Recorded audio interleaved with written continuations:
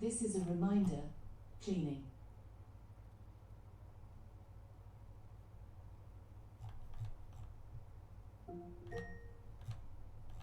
This is a reminder. Cleaning.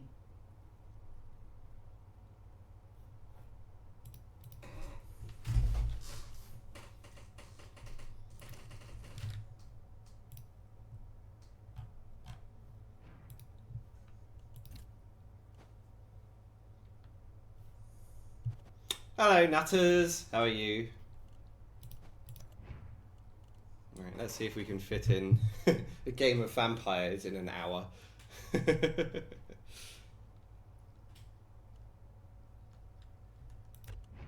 game of vampires, sorry, in 2 hours. Should be doable, right?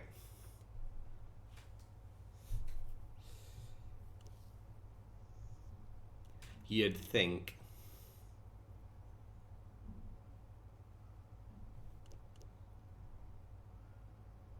Hey, look, that's a nice number. 321. I like that. I should not play any more games and just stay at that ranking. Unfortunately, not playing games doesn't allow you to stay at a funny ranking because other people play games, which is rude. So, 321 out of roughly 15,000 teams, but a lot of these teams that have played like one game. It'd be nice if you could put in a number here rather than having to go. Oh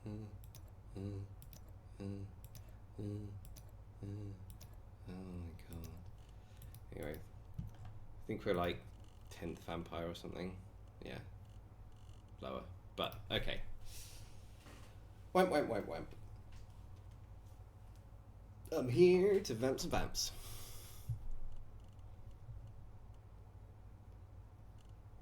Oh, look at this. 900. 6 vampires. I love it. Beautiful. That's a great looking team.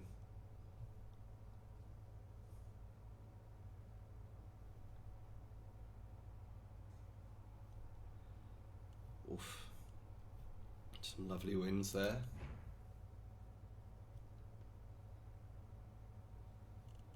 Sad Lad, I was pleased to see Sad Lad back. I love Sad Lad. Lovely guy. Played on a team with him. This feels like a very old-fashioned way to play vampires. This is much more new, but that's deleted. Cam Elchops. Okay, this is just disgusting. It's just rude. Won't block first on everyone. It's interesting, the question of block first or my goodness, how many vampire teams has Sad Lad started? What was wrong with these ones? Why did they have to be deleted? This 5-2-0 team. I guess it's lost a player. Sure. 4-1-1. Alright. There are not very many vampires on the ladder, huh? In general. Or does it only show me to a certain margin? Because surely there must be some vampires with a negative record. I'd think there would be at least one.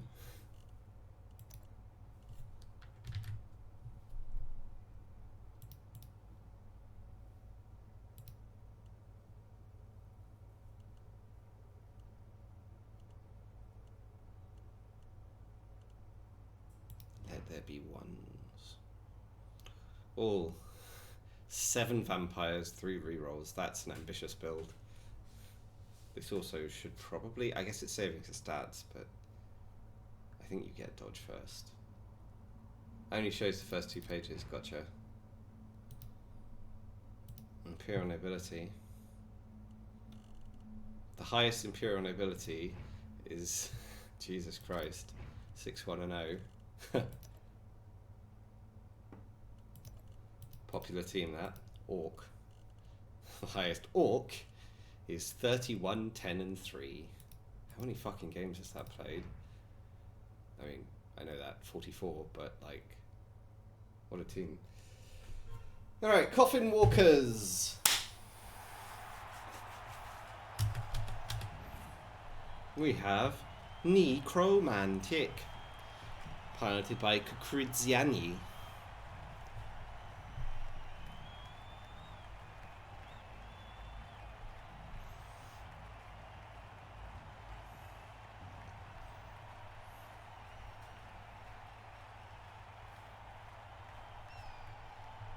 Who we are waiting for while the goblin spins. Remember, during the beta, the meme was the goblin perpetually spinning.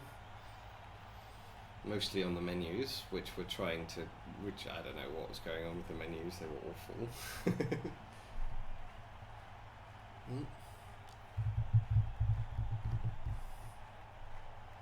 We wait.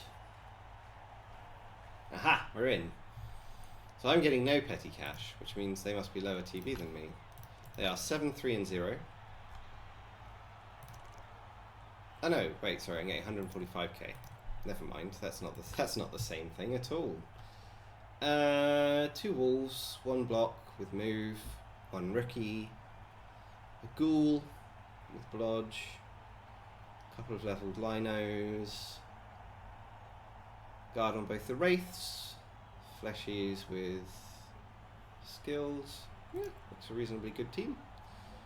How many players am I on? 14. It's quite good. I think I should get like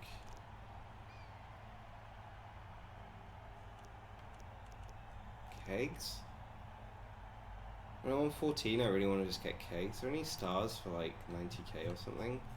I could just buy a chainsaw, but it doesn't seem worth it. I think they have enough players in their regen team. This is not actually a super easy decision. We're just going to do this. This is maybe even a place where still is a meme. Hello, evil bear. How are you?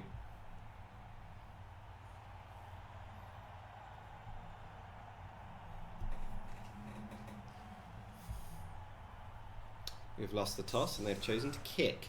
This is going to be a difficult offense. Although, they have to be more careful around the sideline than they are probably used to being, because we can turn off stand firm and sidestep if they get too close to the edge and we have a frenzy. So there's definitely potential to make things happen here if the opponent is a little careless.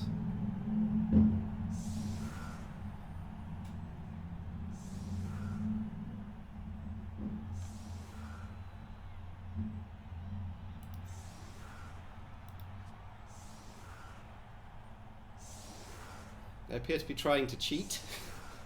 You can't have 12 players on the pitch, my friend. There we are.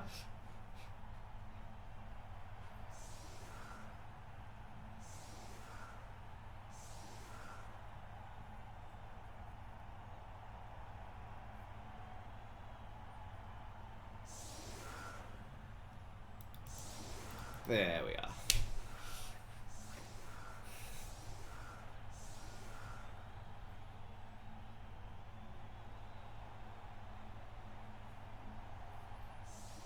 There's really almost no point hitting this LOS. Like, what is the value? Who cares if I even kill a fucking zombie? Maybe I hit the wrestle guy. I don't know.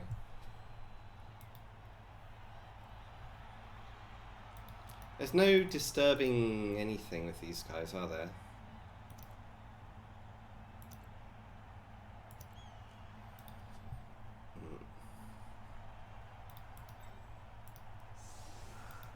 Oh, I forgot to level you. Oops. Oh no, wait, no, you need 8 for this, don't you? Yeah. Okay.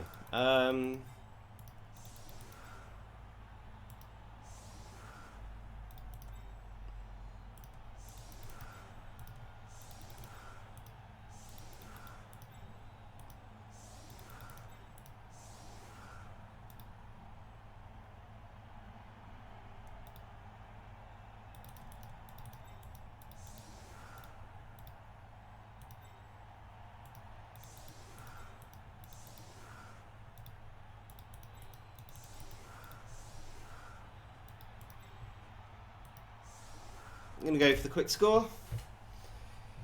Like I said, we have the frenzy, so we can potentially punish them if they get too aggressive on the sidelines with these normally quite durable players. We're going to try and tie up these two guys over here. We're probably going to abandon these zombies. We'll look for the handoff or pass to this player here. We've got the screen here.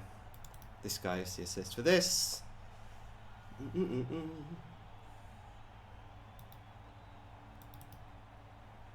We also have Juggernaut, which is useful.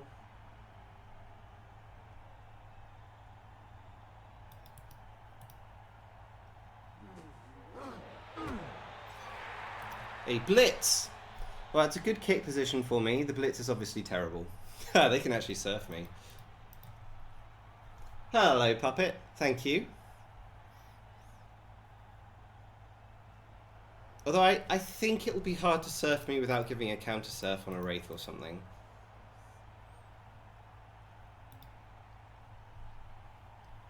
I guess we'll see, because maybe they can just load the line with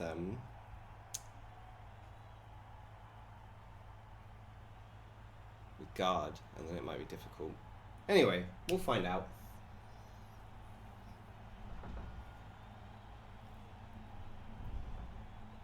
I'm gonna get a drink of water while they do this.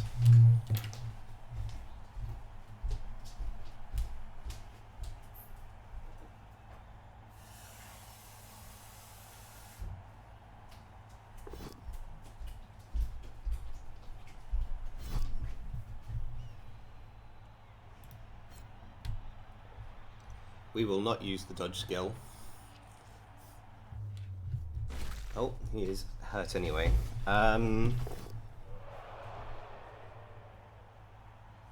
This is terrible.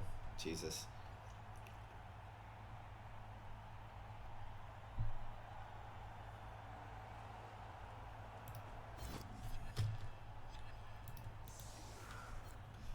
What a start!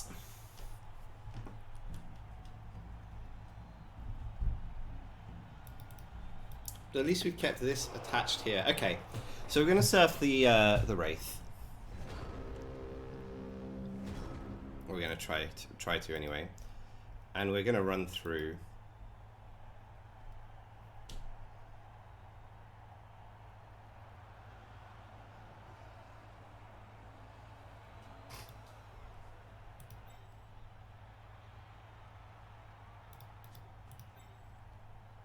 You need to collect the ball, which means you need to come over here.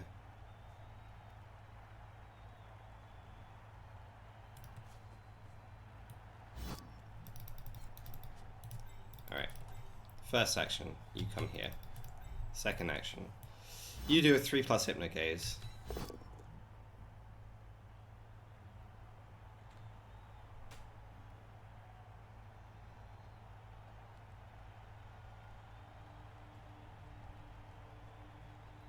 That's okay. Continue with the Hypnogaze, please.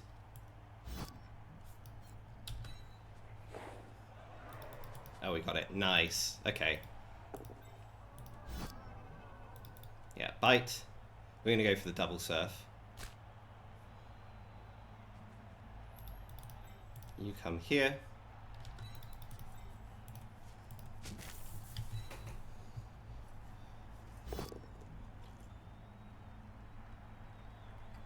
It's also fine. Wait, foul appearance still works? Huh. Okay. That didn't quite work out the way I'd hoped.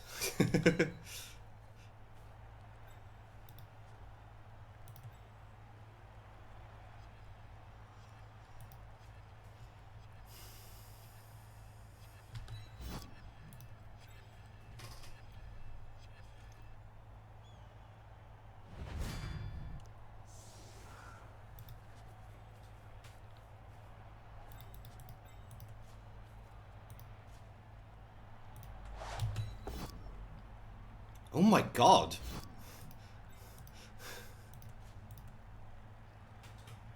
Why is this a 3+ pass? Oh, it's very sunny. Okay, let's not do it like that then. Let's not do a pass. We'll just hold on to the ball.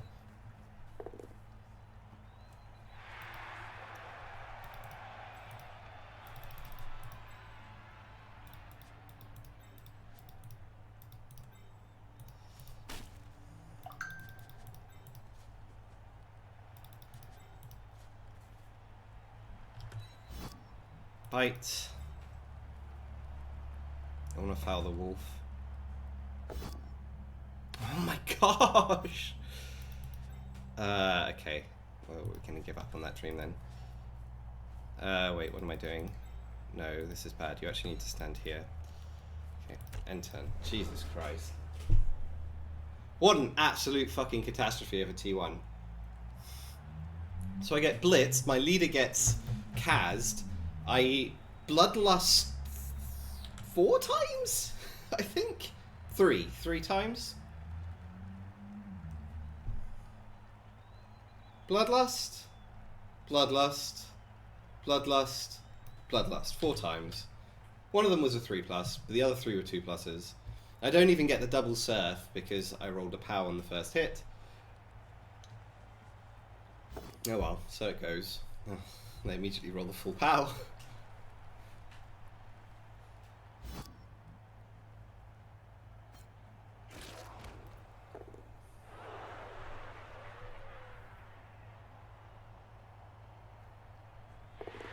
Okay.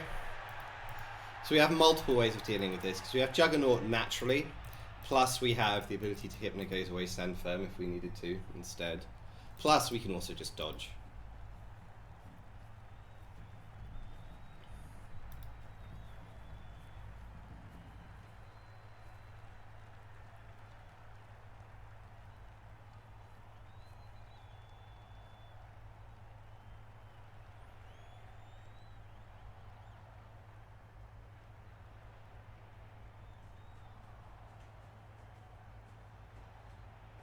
Mm-hmm.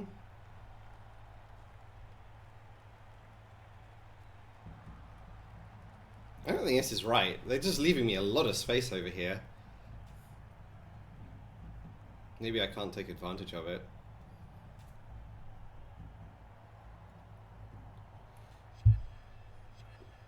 These are going to have to dodge away successfully now.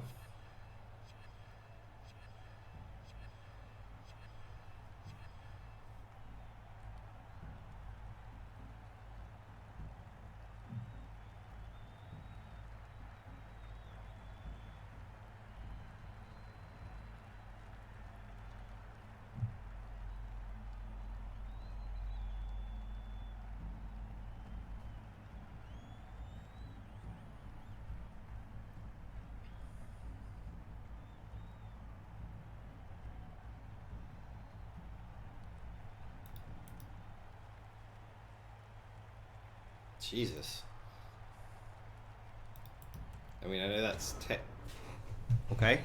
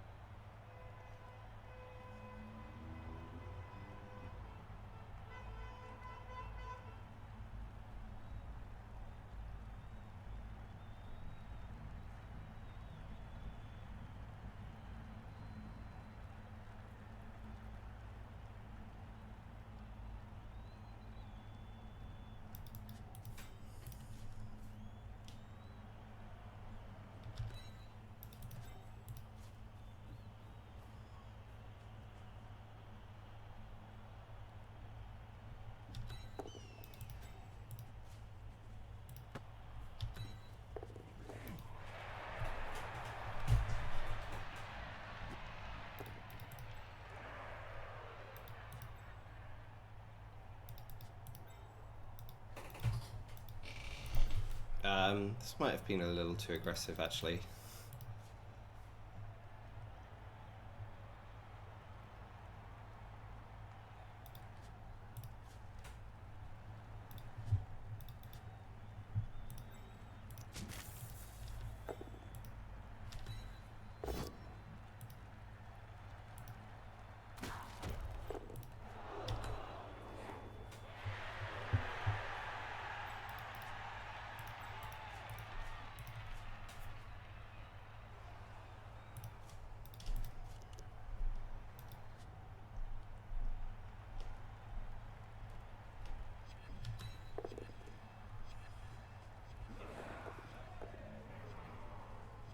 So I know this is surfable, although it's harder than it looks.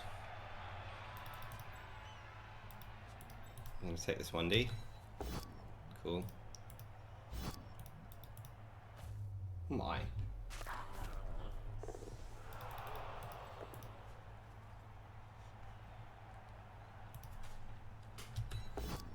We're still going to put you over here. And then turn. Do not bite. 4 bloodlust to turn and 1 thrall. Yeah. But yes, I want them to surf here so that this one can just walk through. That's the idea. Anyway, we just killed a zombie, no regen. So we'll take that. That's not bad.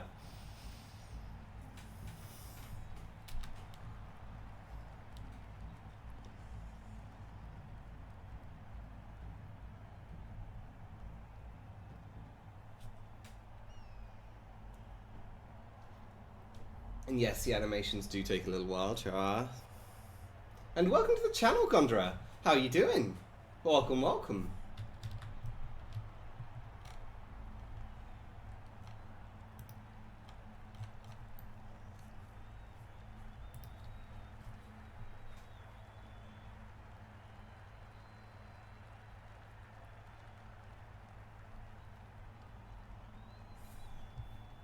Obviously, they can hit with the wolf.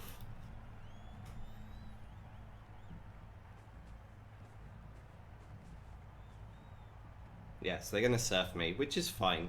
Like I said, I'm not super concerned about that.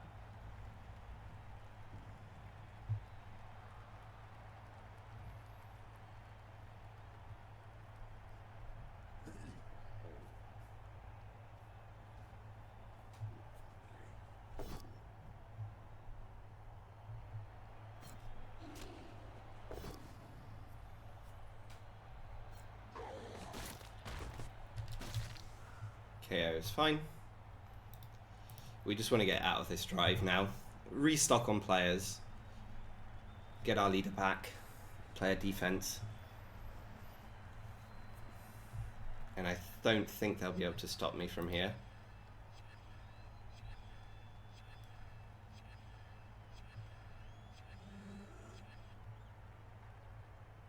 Yeah.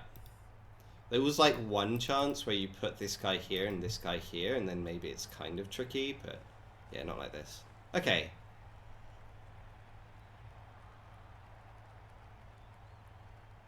So what we're actually going to do is hypnogaze here. So we're going to get our players up.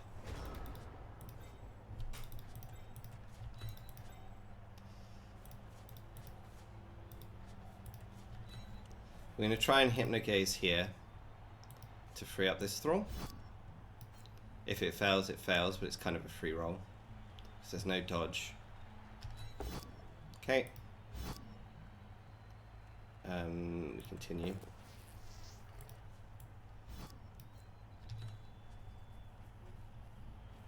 Unfortunately, we now have to eat the thrall. Don't be dead.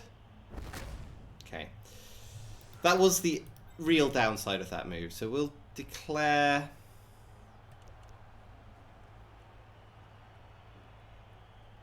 Nah, if we... I mean, I should declare a handoff action, but if we fail this, we're fucked. So let's just fucking go, right? Okay.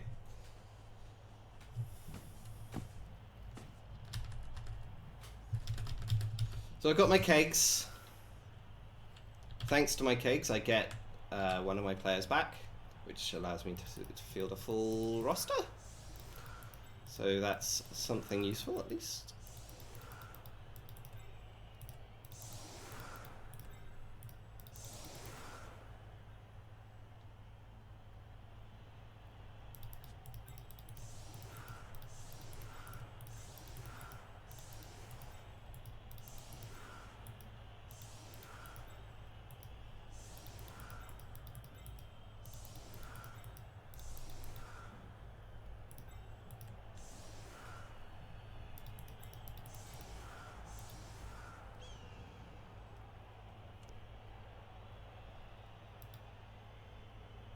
Okay.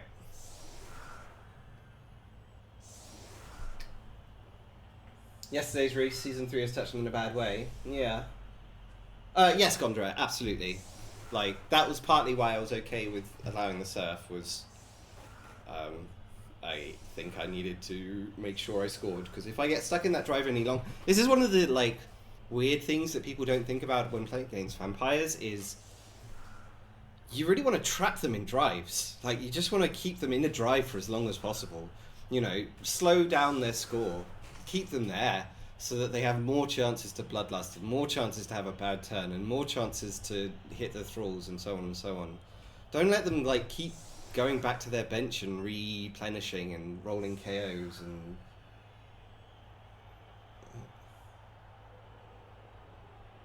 Yeah, let them melt. Yeah, exactly. So, going for this surf, it's like nice in the short term, and oh, you killed my runner, and it's not come back, and so you're probably feeling good about yourself. But I think allowing me to score there was a pretty big cost. Oops, that's too far forward. Never mind. Officious ref. Stunning a zombie.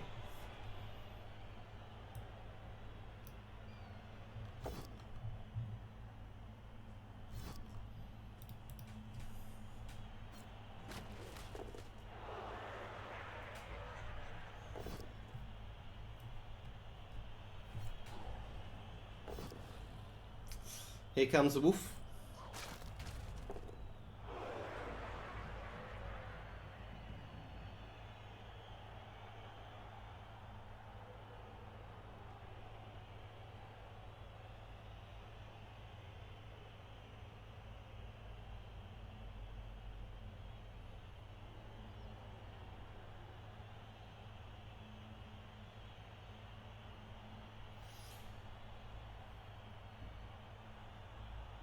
I mean, Purple Chester, like, there were ways they could have killed this team that would make them much less fun to play. I think the way they've done it,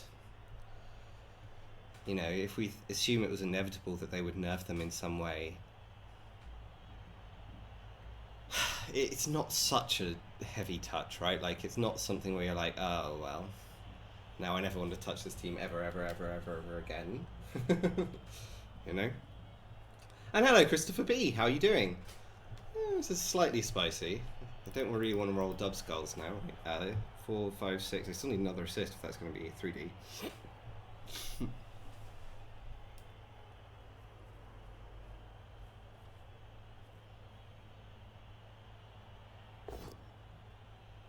Yep, see, now that has to be re-rolled. Well, I probably would have re-rolled a dub skull there anyway, but I don't want to be in that position. See, the thing is, I just don't want to play with a Vargeist because I don't like it. I don't like the frenzy big guys. I don't even, I don't care that it's got a good mega trade or whatever. I just don't want to play with it. It reminds me far too much of a Yeti. And so I played with it once in a tournament, and I was not impressed. This is a relatively easy 1-die. Actually, not too difficult of a 2-die even. So we could come over here, hypnogaze this. As long as we get this hypnogaze, then we can hypnogaze here. Wait, that blocks both the paths. Okay,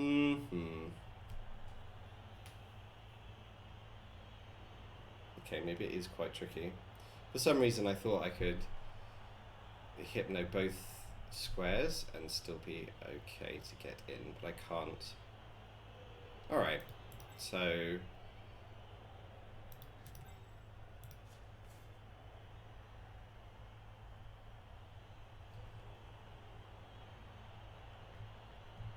Varg is a good damage sponge. Yeah, fair. Hypno here. Hypno here. Or here. This is a reminder. I think we try for this 3+. Put out the yellow rubbish and the white rubbish. Goodness. Okay. Do I still go for this? This is a reminder. Put out the yellow rubbish and the white rubbish. I think so. I think I have to.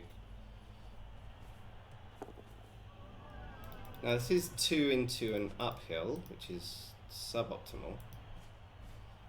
But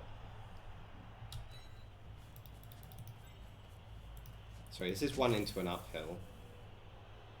I have Juggernaut, so let's go for it. Okay, so it's now an uphill. I'll re-roll, just so I'm not falling over. I am falling over. Oh, 1 in 9. Very annoying.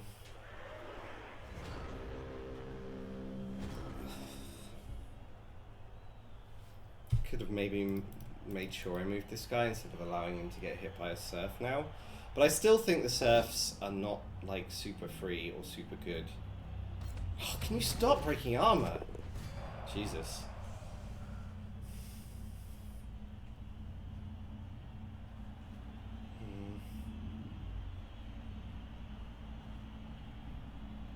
They should foul this. Dang, that was a really poor turn in the end.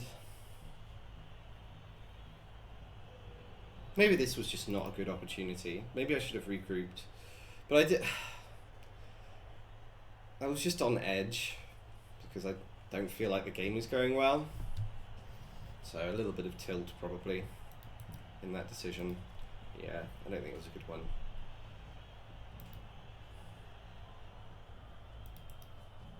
Just bring this guy centralized.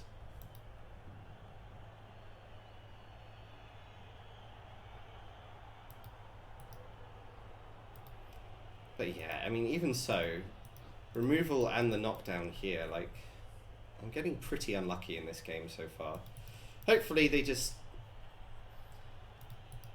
you know, snake out on the foul or something. Or if they do get the armor break, that it costs them a removal.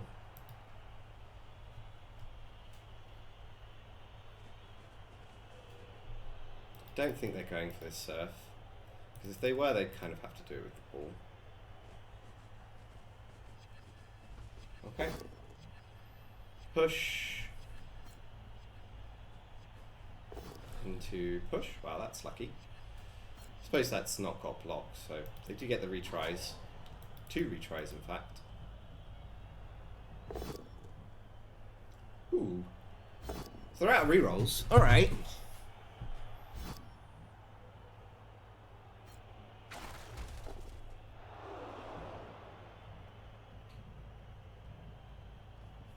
This is a better hit on the ball than the last one. Way better. This player needs to come here. This isn't good.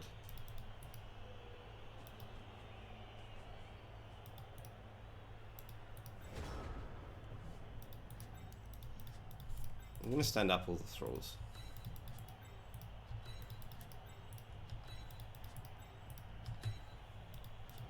Because look, this guy comes, actually it kind of needs to be you, and then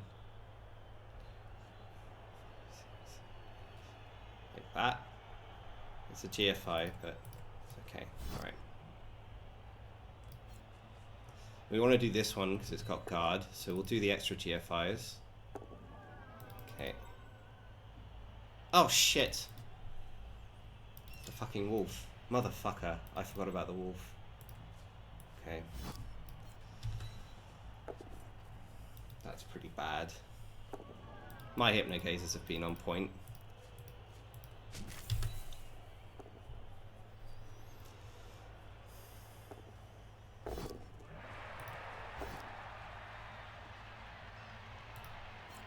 Okay, we miss. I'll follow.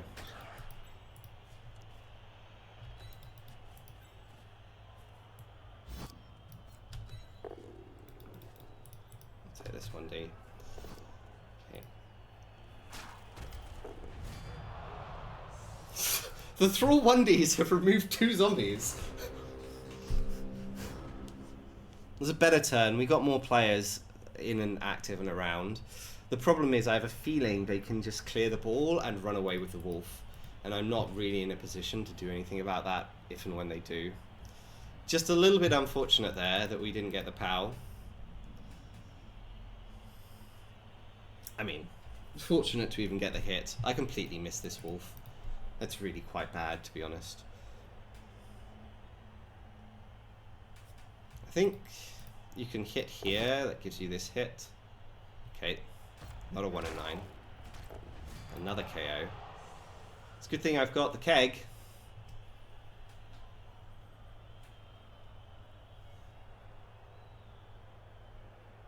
How is the shop? Little shop we finished. Oh, so sad. It's great though. So much fun.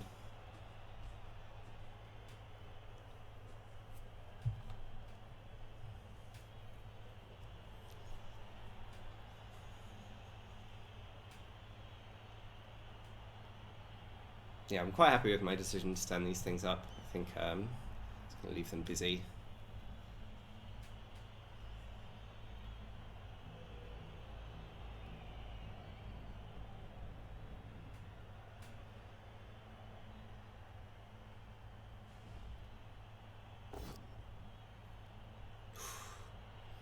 And Blodge we trust.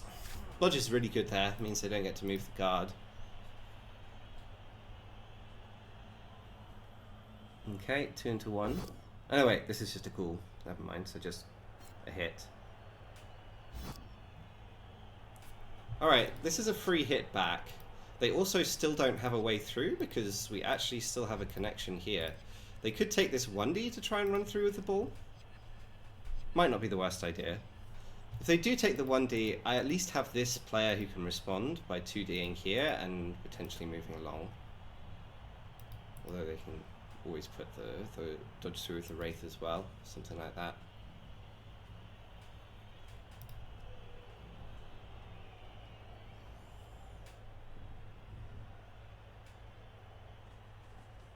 Okay, they're staying put for the turn, which is reasonable.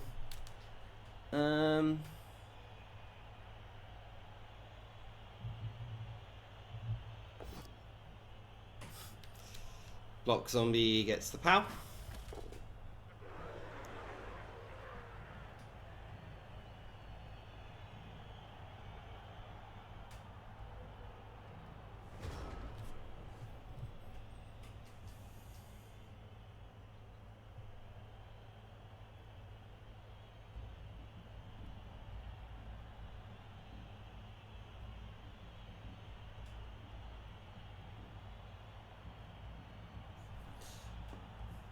Feels possible to chain the ball out.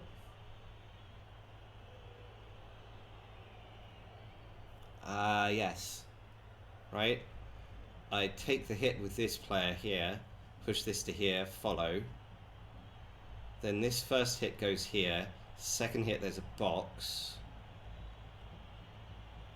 No, that just pushes to here. No. It's like kind of close, but I don't think it's actually there. Yeah, no. Okay. In which case, let's just take some punches. I think I'll need to regroup a little bit. So we'll start with you. We're going to use our last reroll. I don't super value keeping it for the... it's not a 2D, so we'll take this hit. This is not Frenzy. What am I talking about? Okay. Stay. Take this hit. Sorry, take this hit. Follow. I think we actually want to tie this up. Let's blitz with you.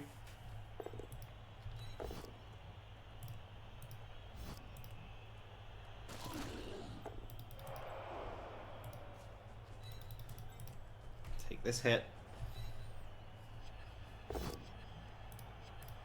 Follow. These fucking thrall punches on zombies have been insane.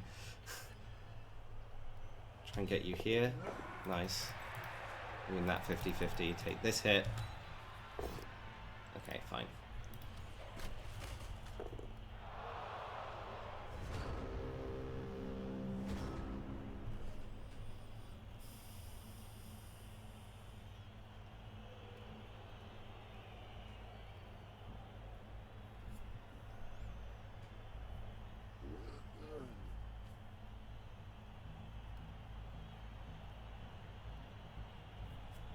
think it's a little bit too easy for them to just run the ball down here this turn. It's a little bit too free. Maybe I shouldn't have taken this punch.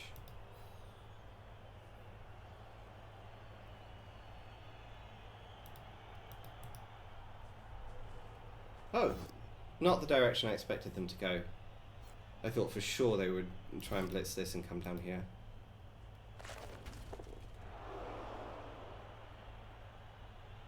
This seems like it opens up less space. I mean, I guess it comes away from this vampire. Wish I had more than 3 vampires.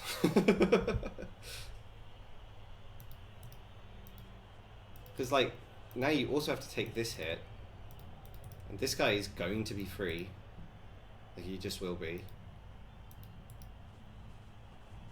Oh, okay. They're not trying to get in range this turn. Alright, fair enough. They're going to give me more opportunities to do things.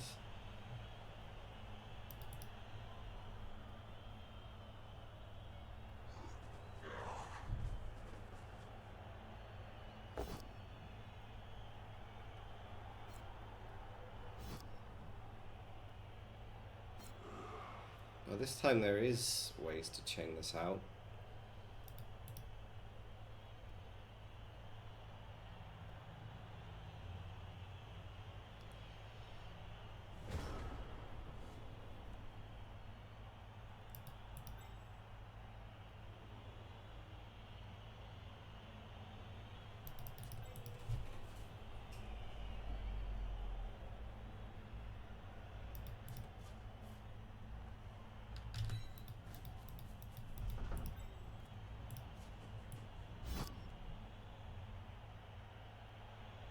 Is that a square I want? No, never.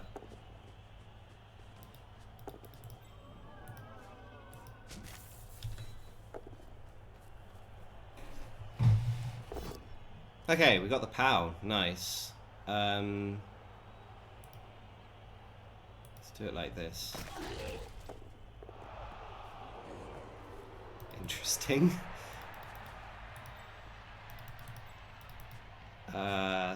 Hmm.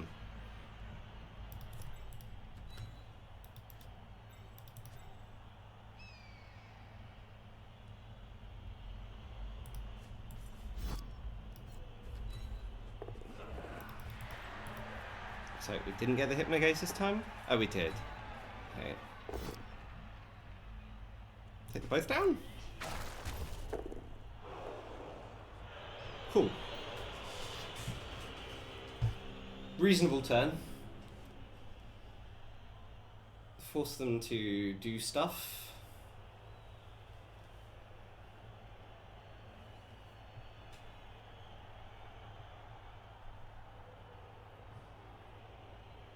It's not immediately obvious how you get the ball to a good position here.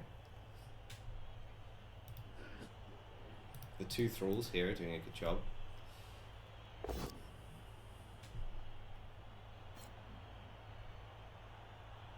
And this has not ended up helping them. It ended up being a pretty bad hit. I think the hit was actually this way, so that you could always kind of free some players up with a bit of luck.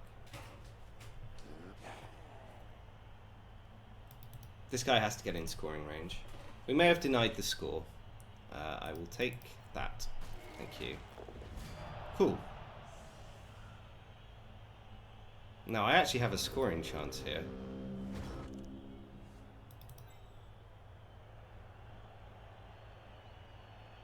It's not easy, but it is technically there.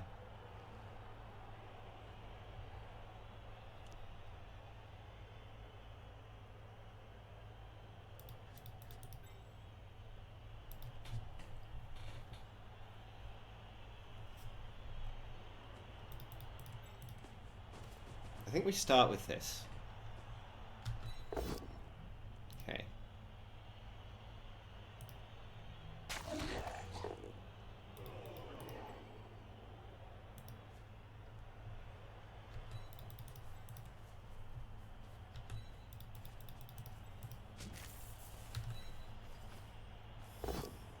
Ooh, we get the full POW. Nice.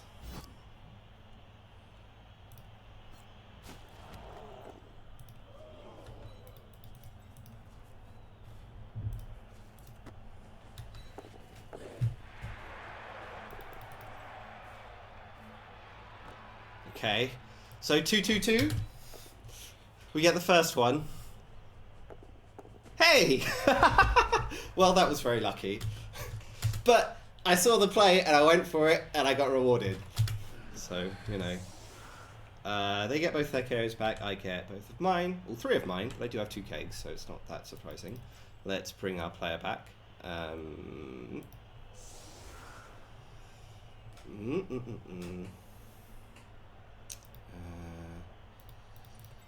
You have to be here, I guess. I can't really keep strength 4 on the outskirts unless I'm prepared to do this.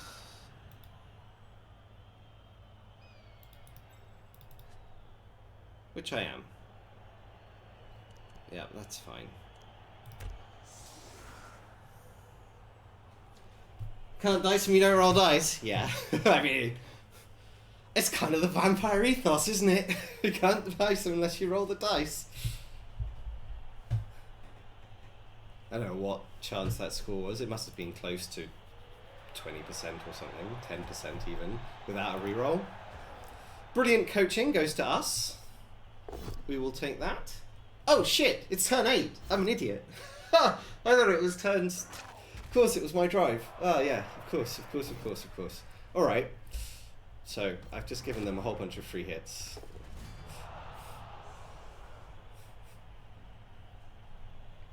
Anyway.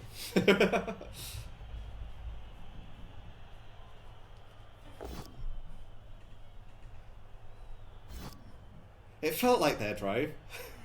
I mean, for a lot of it, it was their drive. I assume they foul here. They should. Yeah, sure, take the hit first, but... This guy comes in. Or this guy. And then you blitz with him. I have used the Apo, so could just be down a blitzer permanently.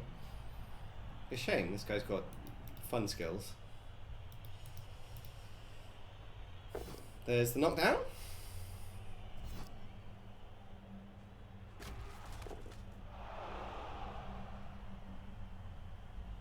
Yeah.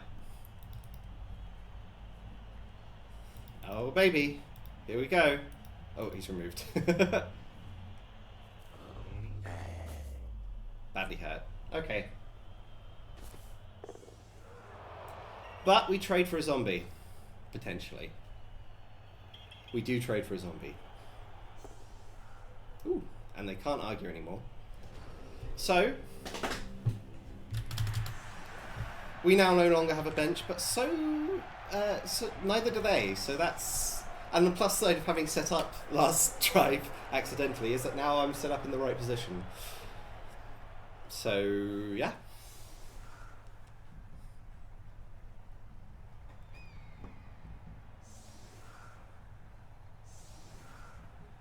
I think us being on 0 bench is worse than them being on 0 bench, given the relative makeup of our teams, but...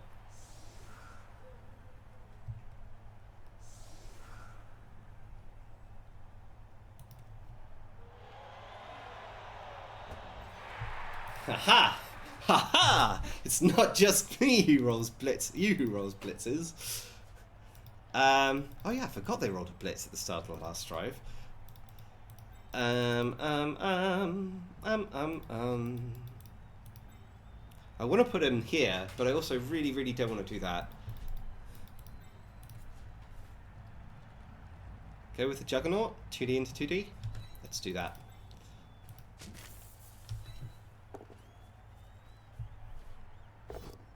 Okay.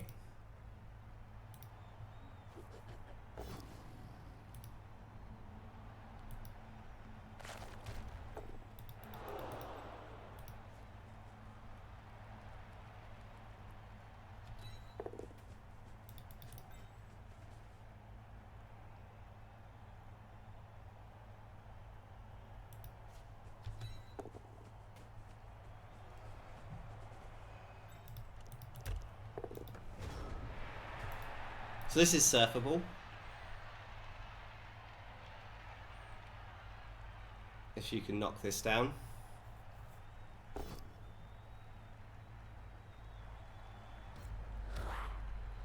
all down. They're all alive.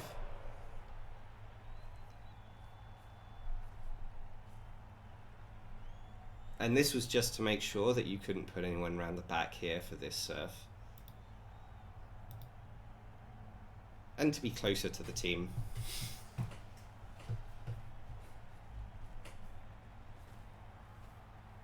Alright, they've got the 3D on this guy, which frees up this player, which allows them to take the hit here.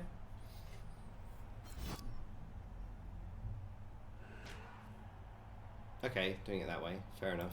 Allows them to potentially free up this one as well. Of course, having to stand here means that this wolf can no longer come in to this square.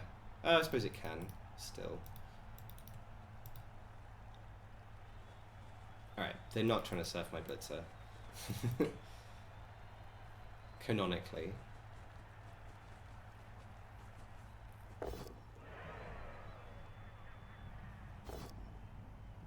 They do get the POW with tackle.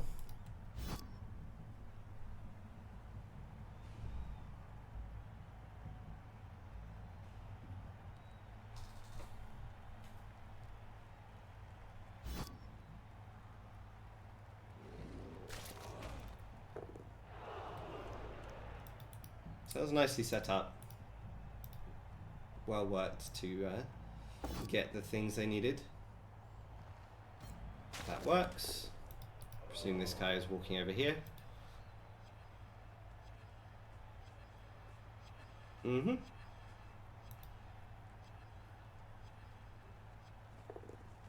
And they grab the ball.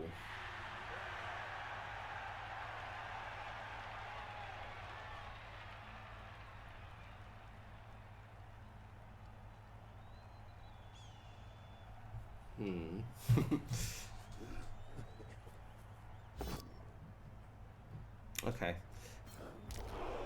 I was looking at plays like coming round with the blitzer.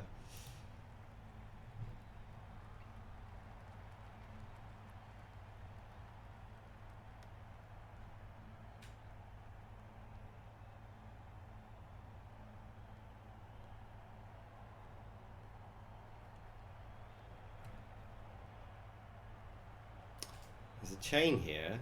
Does it do anything? Kind of doesn't look like it does.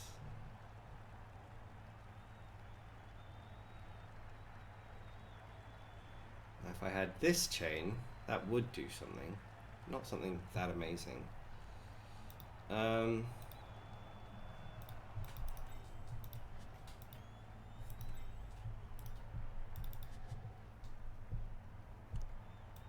I don't want to spend too much time on this turn.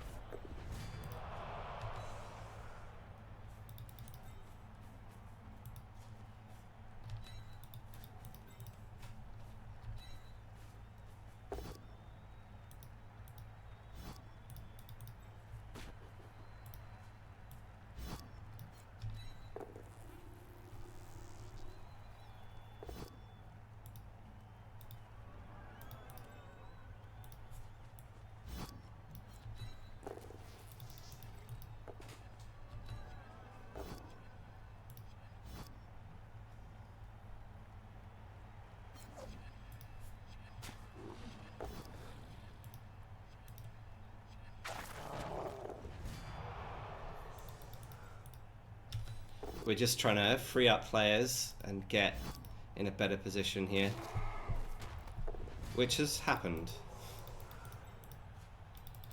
Cannot deny that that has happened.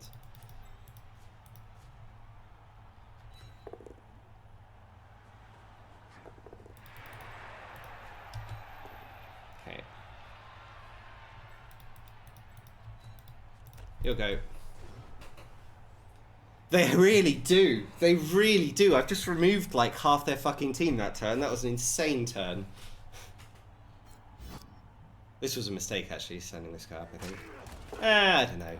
We at least control this a little bit.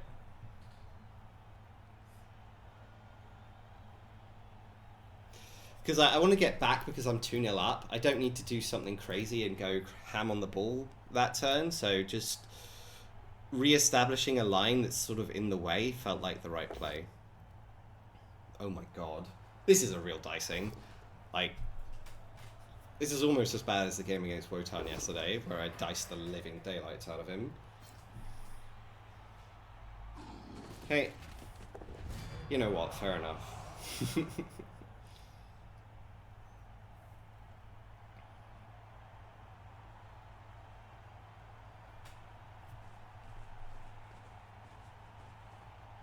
Mm-hmm.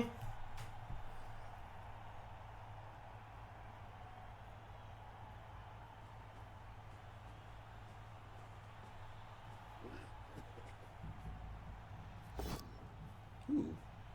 Interesting rush. Wow, that's a terrible reroll.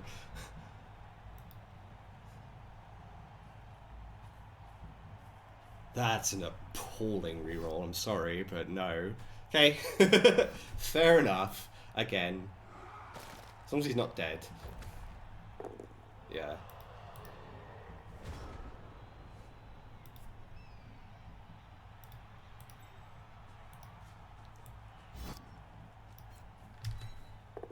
Let's just move you over. Stand you up. It's fine.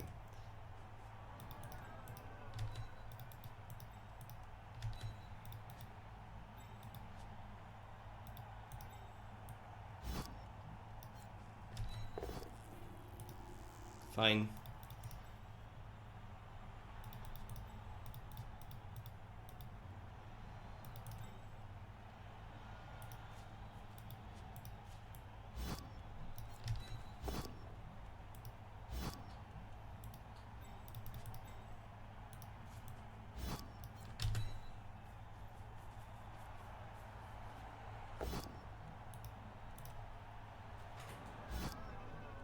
Bit of a mediocre turn here. Not dead? Cool.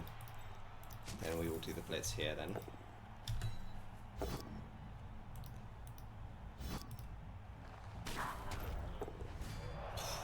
Okay. No longer mediocre.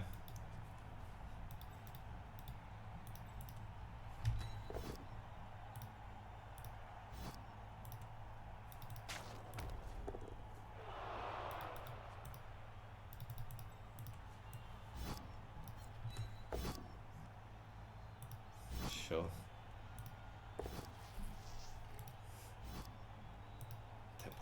Don't bother. Yep. The latter I'm a bit surprised about. I'm not entirely certain that's true. However, the former, yes, absolutely you can stop Hypno. I think it's there in the wording somewhere.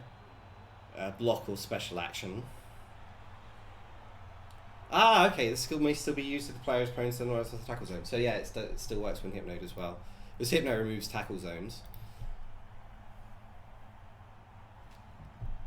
So we got the basic structure of this defense was get 2 vampires down here, tie up these 2 players so they're not easily able to do stuff. I wanted to tie up this one as well.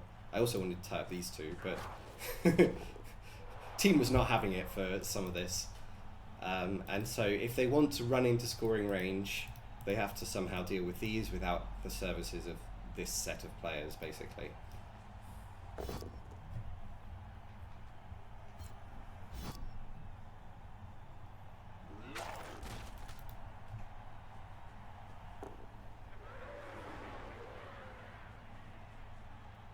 Okay.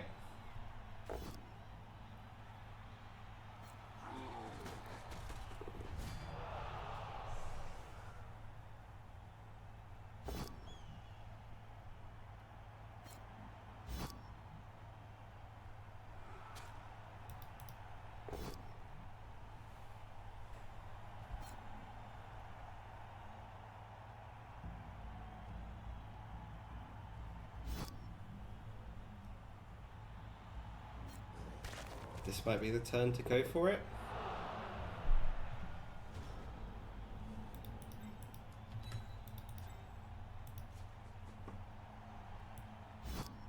So we go for a 4+ Hypno Gaze that would allow me to get the 2D. And if we don't get it, we don't get it. That's fine. We'll come Hypno Gaze from here. Next to the Stun Thrall. It's fine. So bite. We'll try again with this one. Actually, we'll take this hit to free up this one. Oh my god.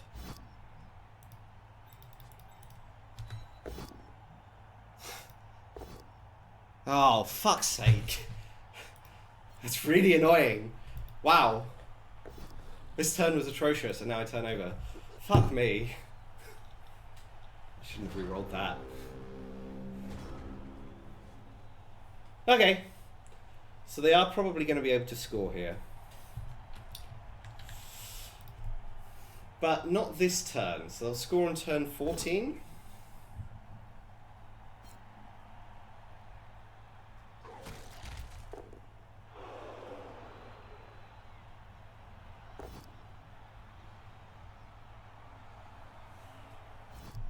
I will dodge. Only one square. Actually an annoying square too. They probably have to blitz this now to get it out of the way. Or they have to go all the way around. Which is not good because I don't really want to be going that way. Somehow this has worked out more awkwardly for them than I expected after that turn.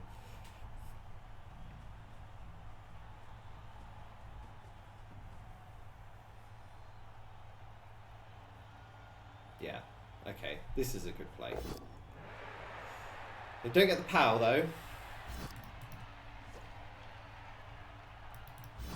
And I will be able to chase this down with this player because I have the movement for it.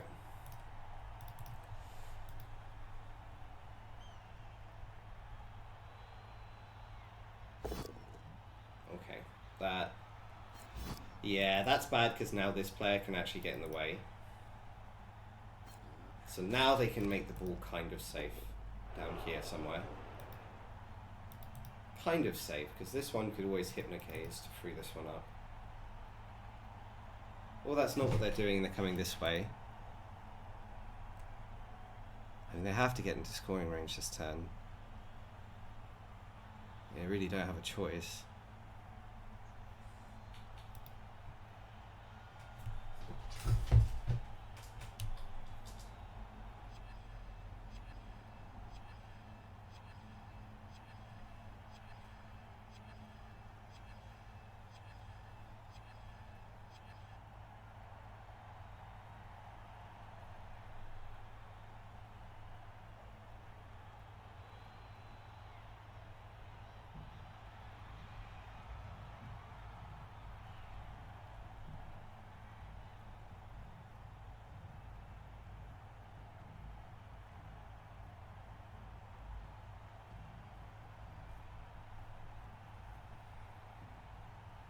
Yeah.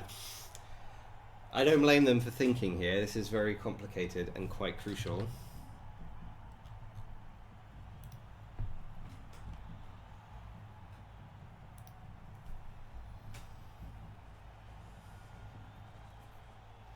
That is not the worst idea.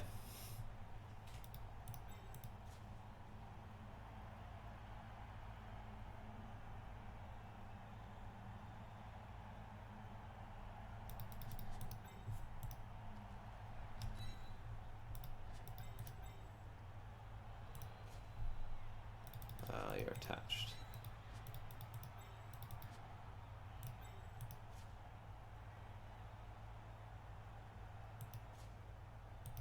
The 1D from here that gives us a 2D with him, I think is the best line.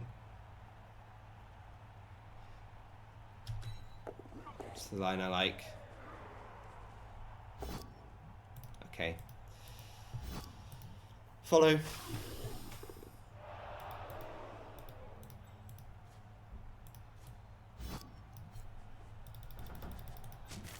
Yeah, you're kind of done.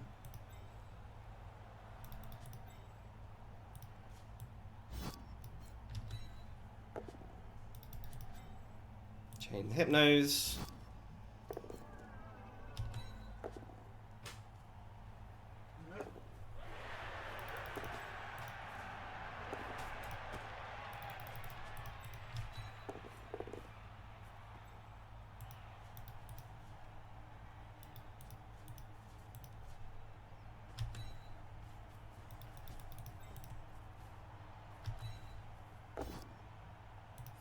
My god. What is this removal rate?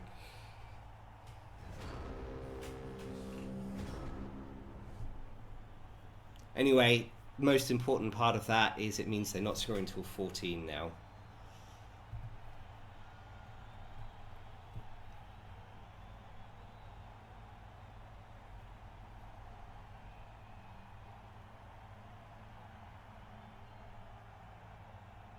It's obviously not hard for them to get the hit on this, but that wasn't the point.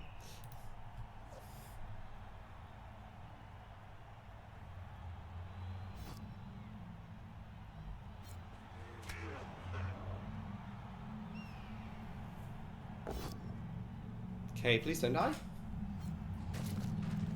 Good shit.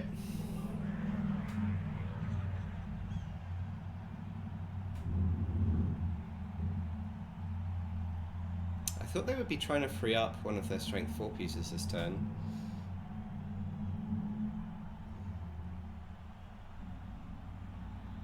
So now the best they can do is 1D, 1D.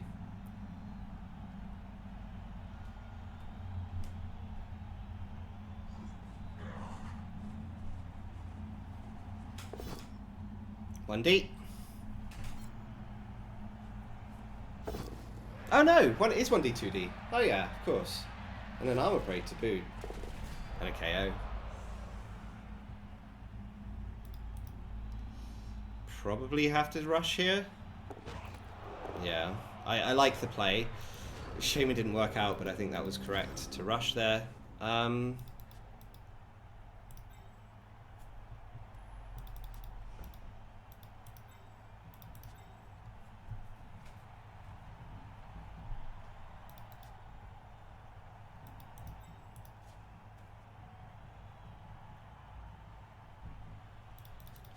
No, I should do this with you, even though it's an extra dice roll. Die roll, sorry. I could hear the muttering from here. Cool.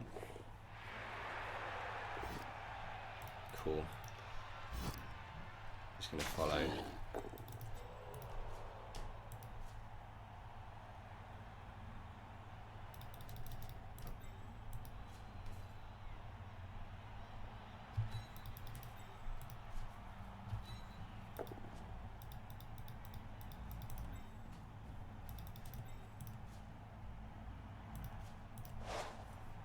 Still sunny.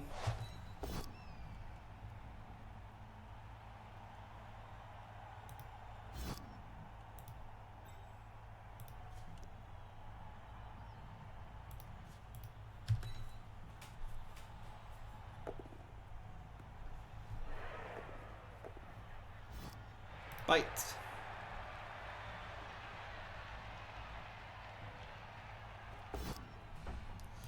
Pass. Nice.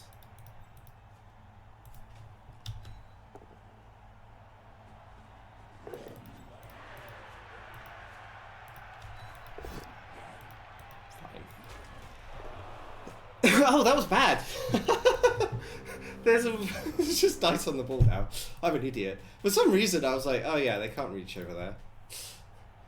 Ugh. Brain is off. I think this game is won, so it doesn't really matter. But it might prevent me from getting my score.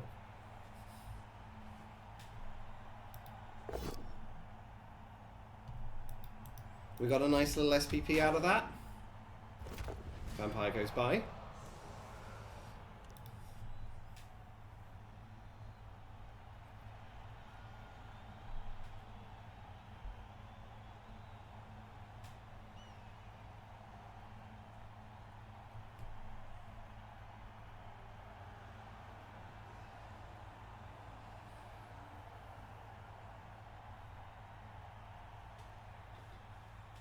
I assume you do the 2+2+1D? Or do you not even care about the ball at this point? There's a possibility that all you care about is murdering players. Oof. Does not actually appear to be the case in this particular circumstance. We have a thrall here, so what we should do is declare a handoff activation and then run over here. Okay, we made it. I'm supposed to score again, but I really don't want to.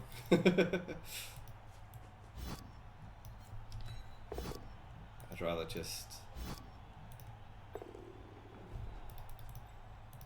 continue with the game, you know?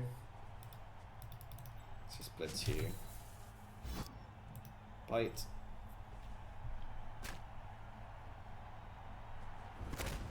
Okay.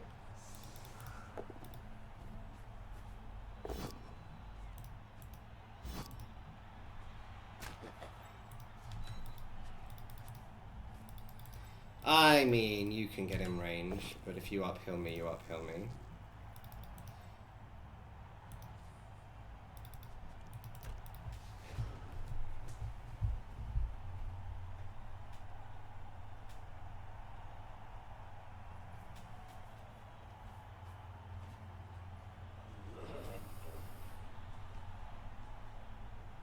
You can see a bit why, like, some aspects of this matchup can be quite tricky in just the way some of these turns have gone. But I've got enough removals that it kind of hasn't mattered.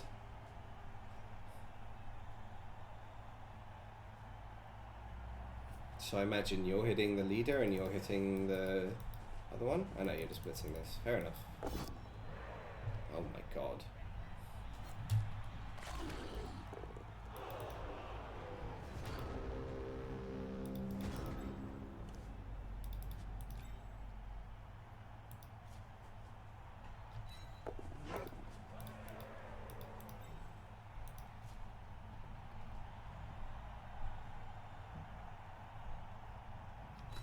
So I'm going to move you up this turn so that in theory in future we can do things with you.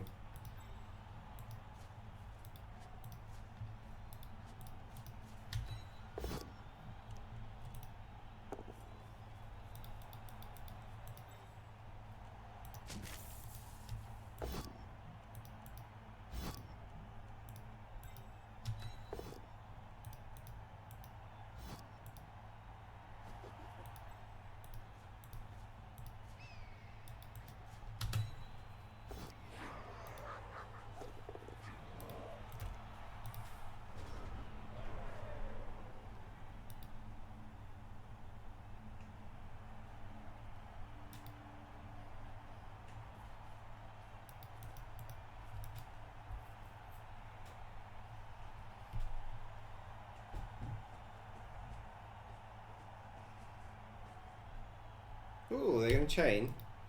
Very nice.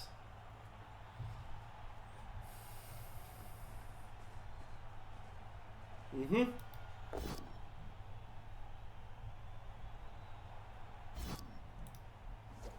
No, they're not. Okay. I thought they were.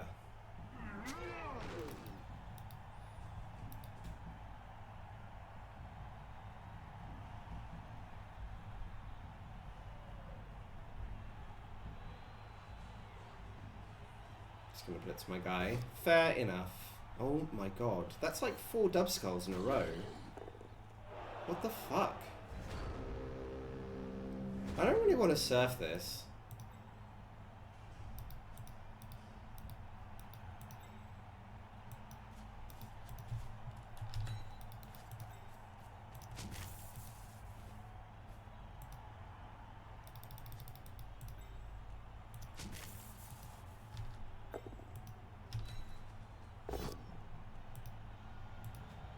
No, it was right to do it with you. Alright, well, we scored.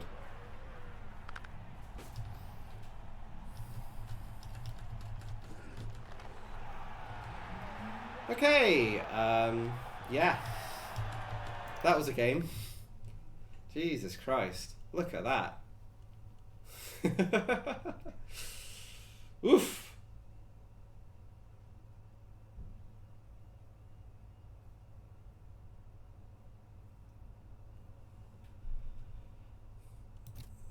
Look at that. My armor was insane against them. My bloodless were probably pretty bad. Yeah, they weren't great. They were close to okay. Recovery's about even with the 2 kegs. Hypno gazes were good. Foul appearances were actually quite bad. Their block dice were atrocious. Atrocious. Anyway. You're saving for a stat. You are going to pick up block.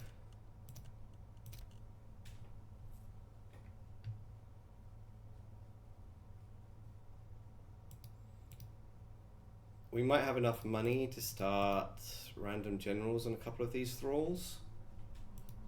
Yeah, let's go for it. 30 player. Cool. That's pretty good.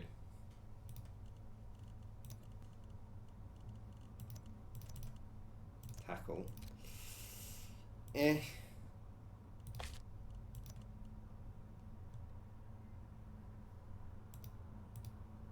We will hire a thrall. And we probably now go to 4 rerolls. Cool. And that takes the team record to 10-0-1, which is excellent. Making expensive mistakes.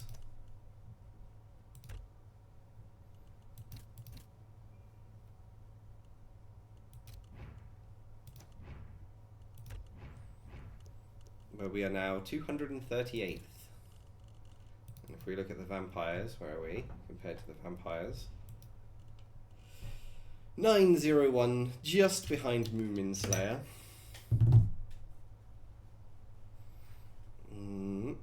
Alright, I am going to be away for a bit.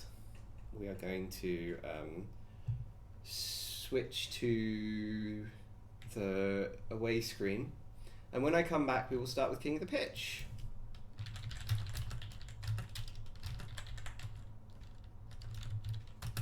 Feel free to go and do other things in the meantime, but I'm going to leave the stream running, just hopefully with nothing visible. So, peace!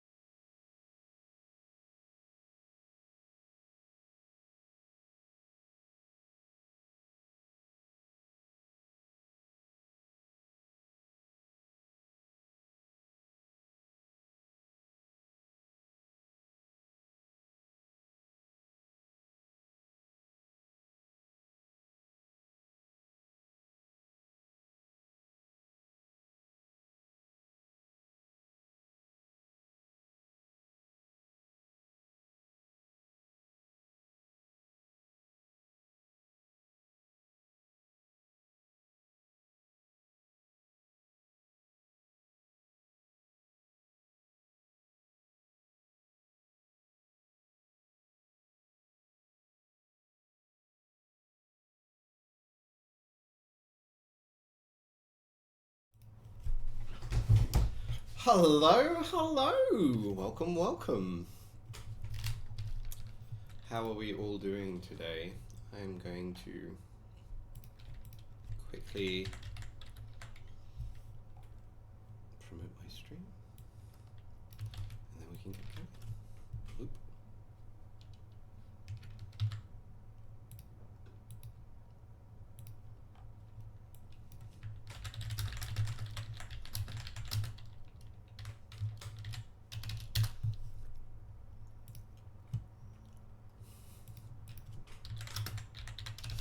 So, we are back for the second edition of King of the Pitch after having had our reigning champion Star Ferret defeat Gimlick in a really one-sided, kind of very dicey game where he just kind of removed all of Gimlick's players. That means that Star Ferret gets to stay on, which is the idea of a King of the Pitch format. Our challenger this time is Wurmser, a player I'm not super familiar with, Germanophone, almost certainly, just looking at the name, and a player, I've looked through their profile, they've played a lot of games, 150 games, they've played in UKBBL, they've played, this is I believe a German league, and we can see, if we come here, this is one of the teams that they're going to be bringing. So it's, have you got the, search for RNSER ferret, because there's an umlaut on the O, which might mess things up.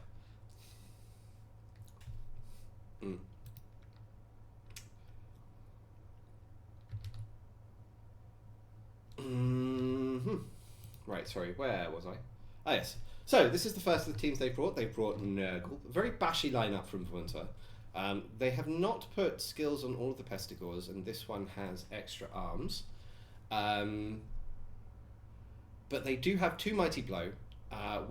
So Nurgle got 2 stacks in this format, and they also got a secondary. The secondary they've gone with is Pro on the Rot Spawn, which is going to help try and mitigate some of those really stupids. They've got a Dirty player for extra damage. This is a team that's kind of looking to, just bash out the opponent. I mean, it's often what Nurgle's looking to do, but this is sort of built in that direction quite strongly with the 2 Mighty Blow and with the Dirty player as well. What were the other teams you had? Sorry.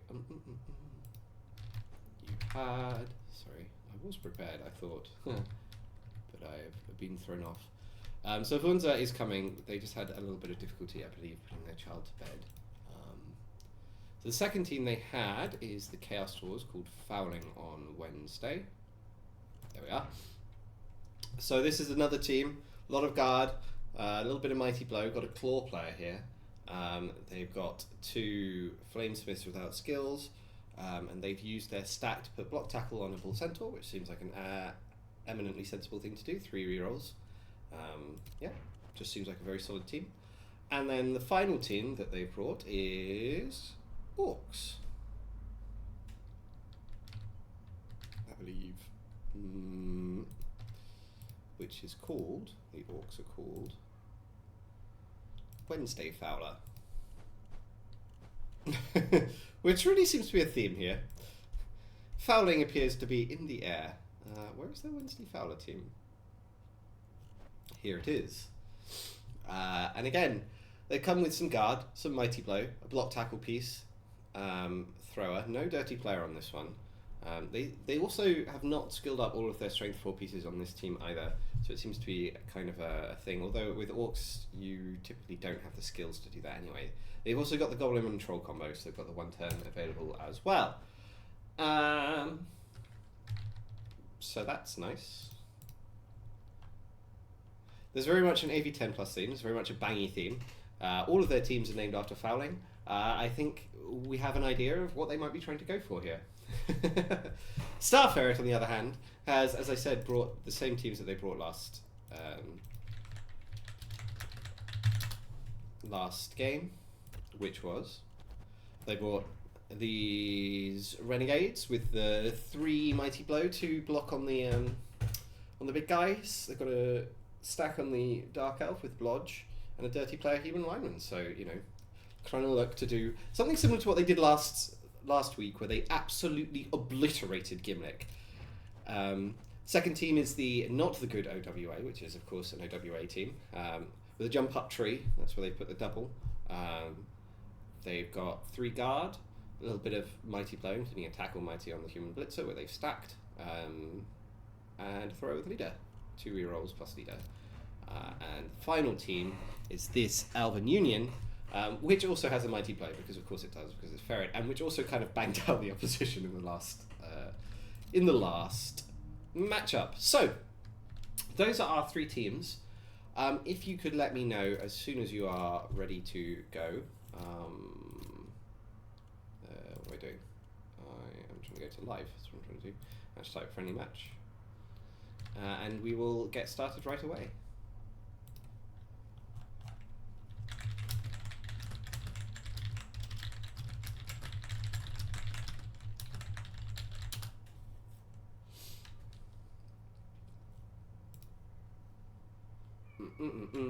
So, Ferret has sent the invite. We're waiting for Vunza. And in the meantime, I am going to advertise the stream a little bit more. Here. And here. Oh, I've done that already. Let's advertise it here.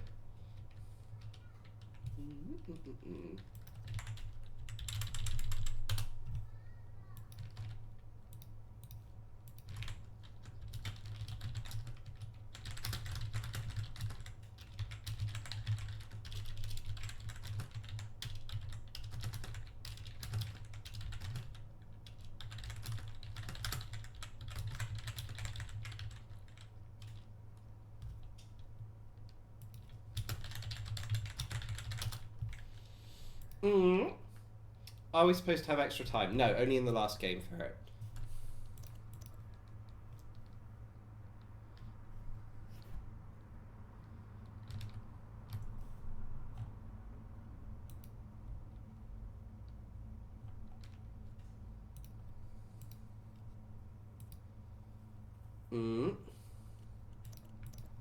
We're just waiting for them to go live.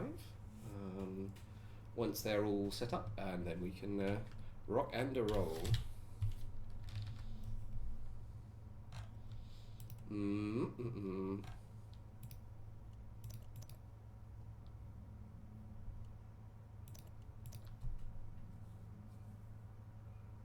Go time. All right.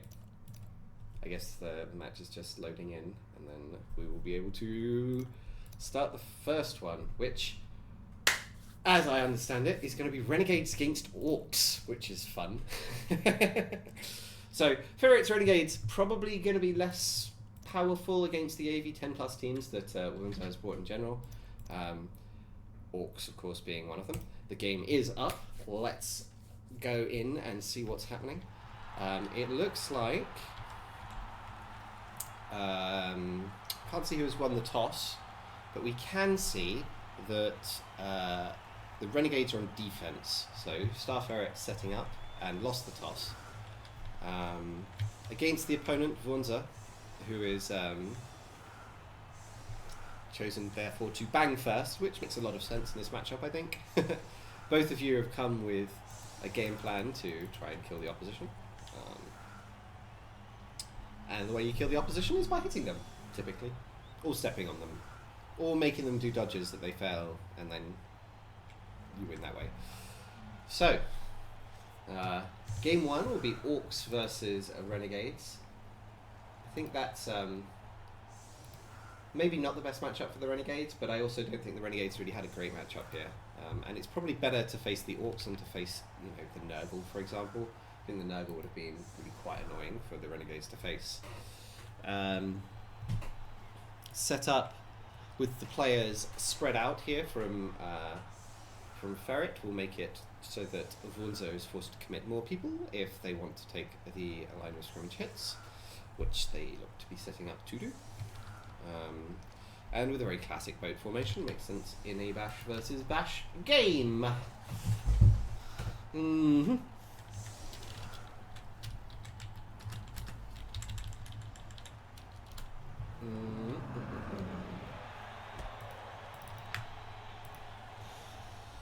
The first kick goes. Every single player for the Orcs, apart from the thrower and one lineman, has been placed on the line to take these hits.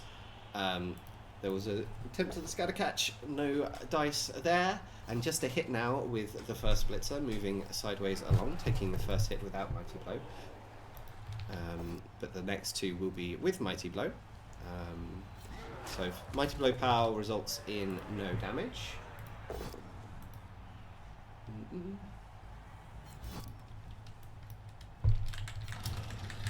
But the troll hit is an armor break. Just a stun though.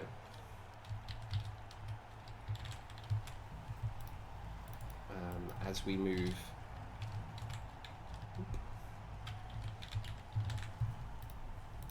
Sorry, I'm just doing a little bit of setup. Right. We can focus again. As we move into the first turn. So nothing removed. There's still a blitz available. So, but the blitz is on the Orc, which is the most durable piece on Staff Eric's team. Well, almost the most durable piece. I suppose the Ogre and the Troll are slightly more durable, but generally a piece you're not too worried about getting hit. Chains away the Minotaur, reducing its ability to get involved in the action quickly. Rushes the guard back away. Also seems very sensible. And a foul. They weren't called Wednesday Fowler for nothing. They are here to bring the pain. 5 into a 5 is about the most boring way that could go. Player neither sent off nor removed. Just a stun.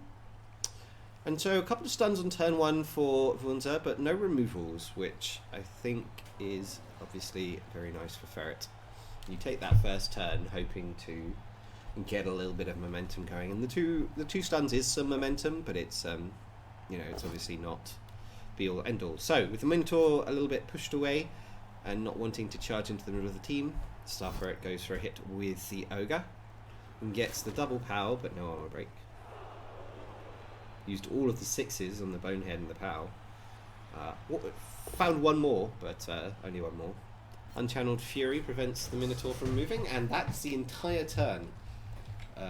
This is, another advantage of having pushed the Minotaur away, is that if Star Ferret ever wants to reposition, he'll have to try and activate it, either on a 4+ or by investing his blitz on the occasion.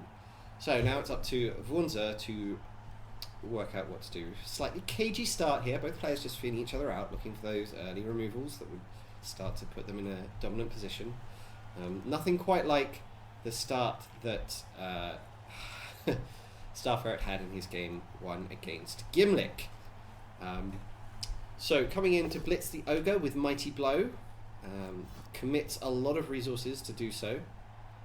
Gets the power and an armor break, so big remove and a KO, big removal for Wunzer there. And yeah, I think that's a very sensible decision. Star Ferret opts to invest the Apothecary in keeping his Ogre around.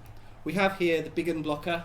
Was not picked up, probably a slight micro error in terms of turn ordering. You normally want to get your players up as quickly as possible, unless Wunzer is planning on doing some kind of a rush with this player, which he's not. Might have been in the way. There are a few reasons you might not stand it up straight away. The ball moves over to the right-hand side, where with the stun on the Ogre, there's now a bit of space. And just respecting the Minotaur and not standing here, although the Minotaur is not in range to surf anyway, so probably fine. Does eventually invest in a rush, has 4 rerolls. Did he get one off kickoff? Might have got one off kickoff. I don't think he started with 4 rerolls. And the foul continues. Just a... not even an armor break. The +2 not enough with a 7 to break the AV 10+. 1 short. Would have got there with Dirty Player. So, we move into Star Ferret's turn now. How's he going to respond to this early thrust up the right flank by, or the left flank if you're in Star Ferret's perspective, from the Orcs? Are we going to try and get in the way, or are we just going to sort of say, okay, I see you. The Minotaur decides to eat the Blitz, does not want to participate. So the Ogre is stunned and the Minotaur is mooing, putting Ferret in a slightly awkward position for this turn where only one of the big guys has decided to activate. Does move in to get the 1D with the Orc lineman. Wunza did a little bit of basing up last turn, and Ferret has responded to this by taking a hit. The big unblocker now a dodge away from the lineman who comes in for a hit, but 8 plus 1 dirty player 9 also does not break armor on the AV10 plus with the foul. Also stood up 3 players on the line of scrimmage, helping to tie up some of those orcs. So leaves the space for Wunza. Wunza can take that space, but probably not too worried about the orcs moving forward on this turn. Looking to just try and get a bit more damage. It's an exciting start here. The rat is exposed this turn, but no luck on getting the POW. Follows up. The rat not next to any players, so this is just a pure base on a strength 3 piece with a couple of other strength 3 pieces. And there is, on this particular Renegades build, no guard. So there's the potential for a little bit of strength bullying with the guard of the orcs and the strength advantage. But it's hard to guard bully a team with lots of strength 5 players, but if you force them to use the strength 5 players, then that can also be a bit of a problem for them. The big un stands up, probably hoping to avoid another foul, as Wunza moves slowly down the pitch, down the right hand side.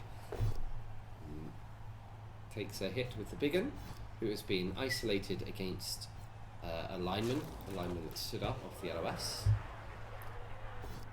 Takes a 1 dice orc on orc. No block against block, but gets the knockdown, and actually helps quite a bit because now, well, it's not super hard for Star Ferret to still get these hits, but it's 1 extra step, and goes for an uphill with the Blitzer on the dirty player to no real avail. Doesn't follow either. I think maybe there was some argument for following if you're going to take that uphill. Because, I mean, which of these players would you rather was tied up? Probably the dirty player? I don't know.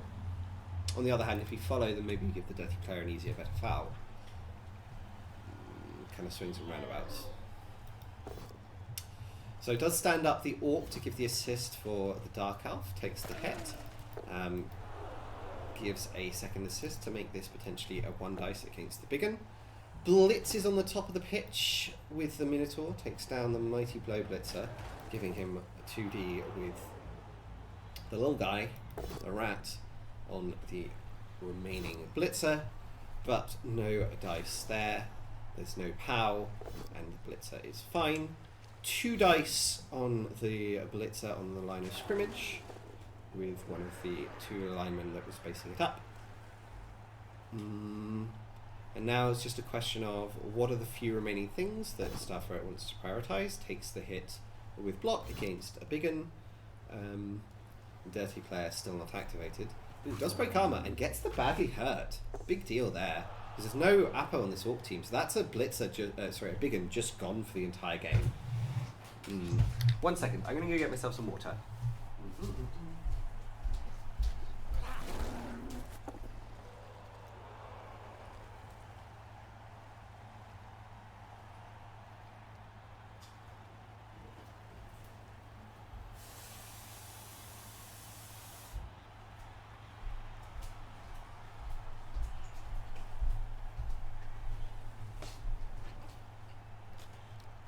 So a stun with the dirty player foul, still not caught, not sent off.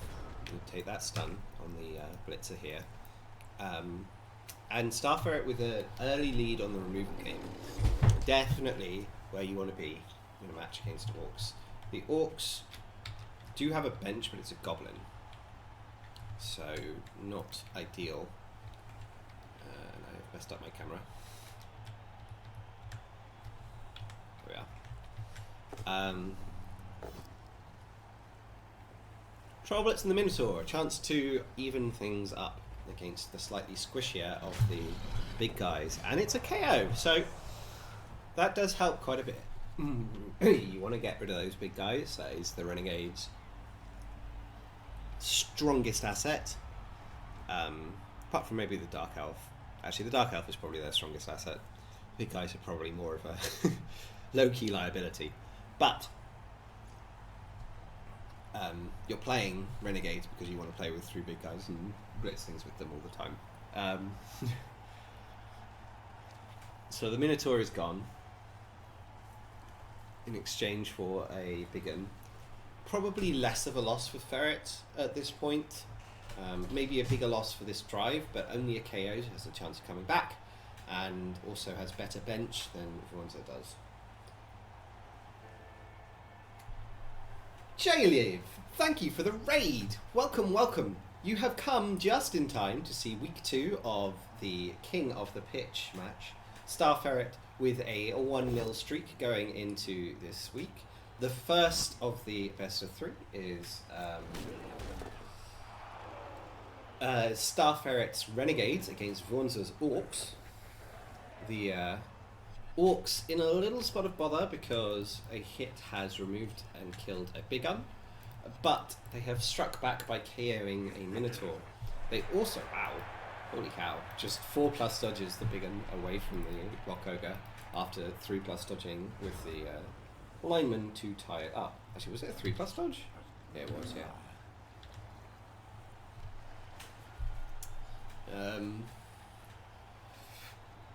And the Orcs are already down the pitch, so they probably have a score this drive if they're not careless and allow the ball to get hit at some point.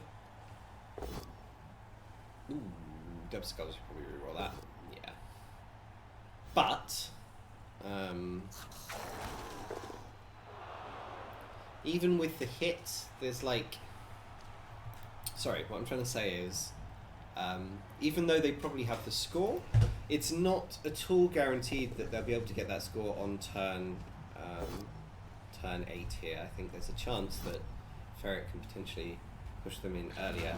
Knocks away the guard blitzer. There is still a player next to the troll, so it does not yet prevent the troll from activating, but does get rid of Bert van Marwijk's assist, anti-assist, if perchance Star Ferret wanted to go for a big foul, which, let's be real, it's Star Ferret, he probably does. Yeah, here we come with the foul. A little bit of spoilers on the UI there. Just a stun.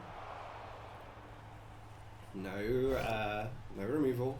And the 1 dice from the blitzer, no, from a lineman. I think this reroll is a little speculative. I'm not convinced by that, but that is what has happened. Rerolling a sort of rando 3+ feels a bit loose.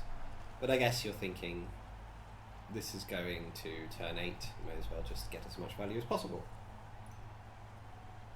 Alright, so there are some things that the Orcs have to be aware of this turn. There are threats from every side. Hello, Lady LaFay. Thank you, thank you. This is Star Ferret versus Vuonza. We have week 2 of King of the Pitch. I will put in the chat King of the Pitch. Where we have a wonderful little contest here between...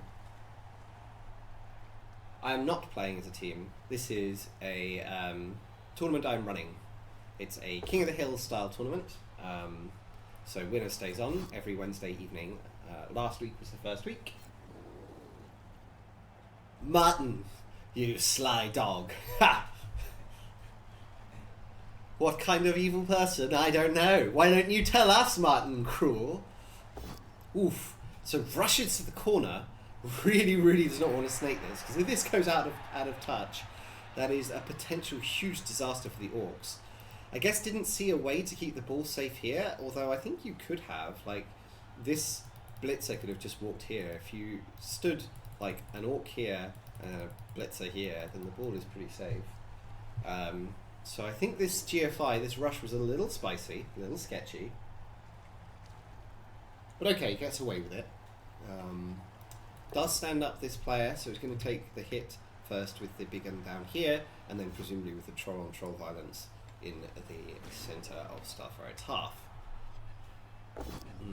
Gets a push, just a push to start with. Nothing particularly exciting. The question is whether you follow or not. If you follow, you probably are giving away a hit back, but on the other hand, you don't really want the troll free to manoeuvre and activate. And the final hit is another 1D, and another 1D skull. So just 1D skulls happening all over the place the last couple of turns. That frees up a player, which Starfire immediately brings back as an assist for the troll.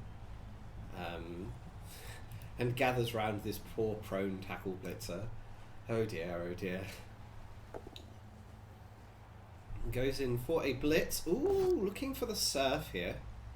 So this was left on the table because the orc and the troll were not next to each other, and because the dark elf was one away from the sideline, this orc has been rendered surfable and gets the surf and the serious injury. Vunza does not have an Apo, may I remind you.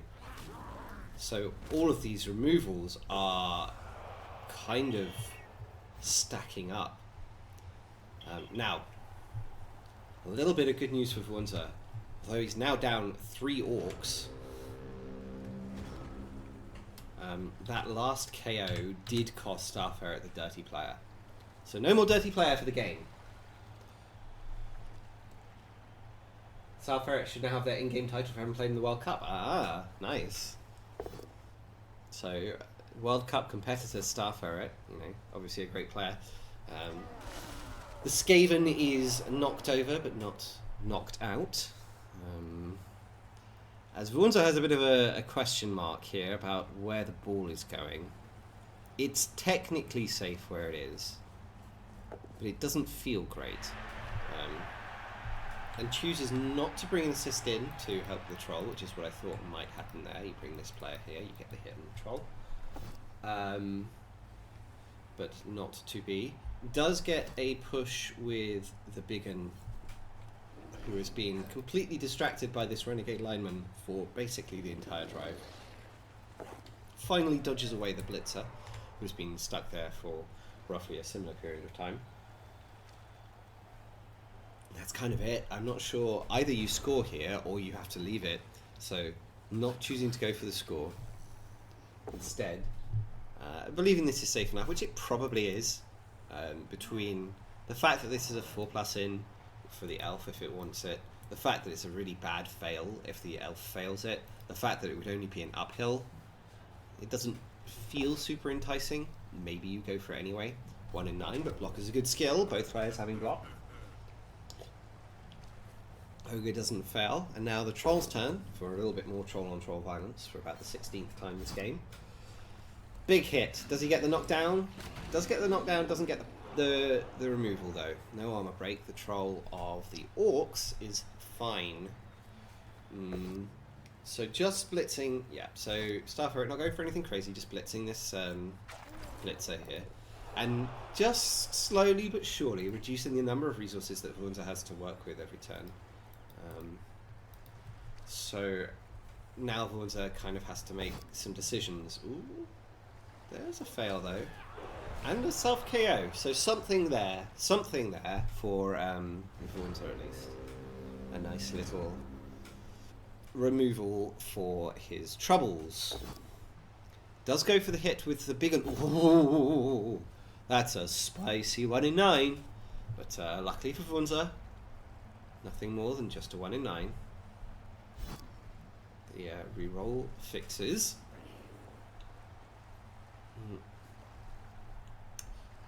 It's not obvious what you're supposed to be doing here. Goes and gives a friend to the troll, which allows the troll to stand up, which means we will probably see more troll on troll violence unless we see troll on blitzer violence. Stands up another orc, Jan Collar. Comes in for the hit on the... Oh, gets the full power against the Blodge Dark Elf. Pretty good for Vunza there. And the armor break to boot. Is it a KO? No, just a stun, which I think Ferret will ultimately be fine with. I imagine, so Ferret might have been looking at this surf if this hadn't been a stun.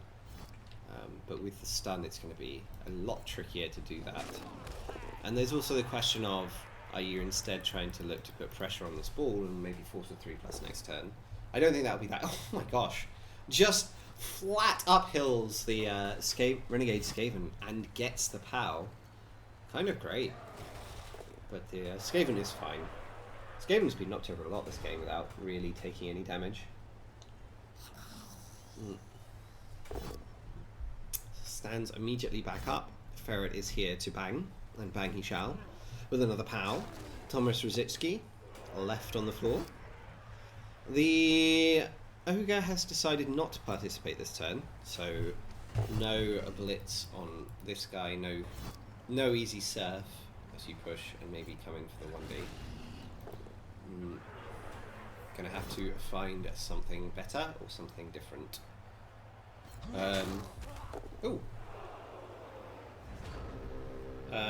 can only assume that was a misclick from Star Ferret there, or forgetting that this was a blitzer, as Ferret chooses a both down on his own block. Now the question is, if you're Wunza, do you take any hits? I'm not sure that you do.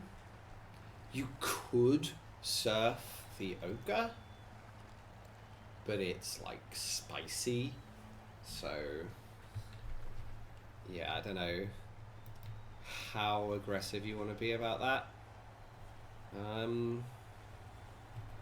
Guess that's what they're going for though. Ooh, 4+ really stupid. No problemo.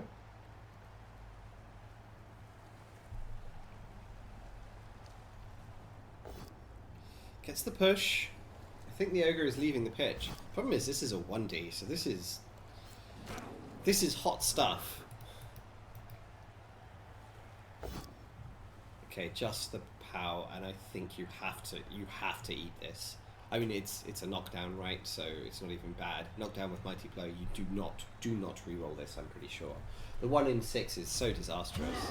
Yeah, it gets the knockdown. So it would have been a push in the end. Saved by Thick Skull. So Mighty Blow breaks the armor, and the Orcs are able to score on their turn 8.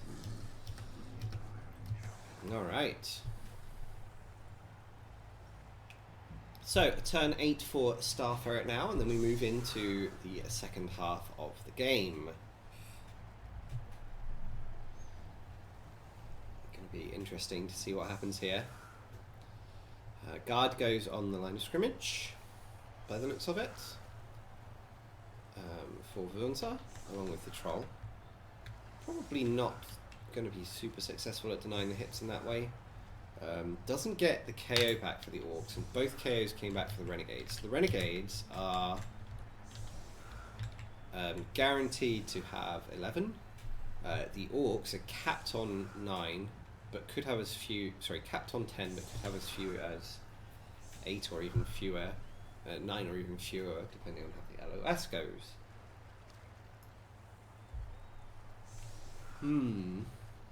Big hits coming in here.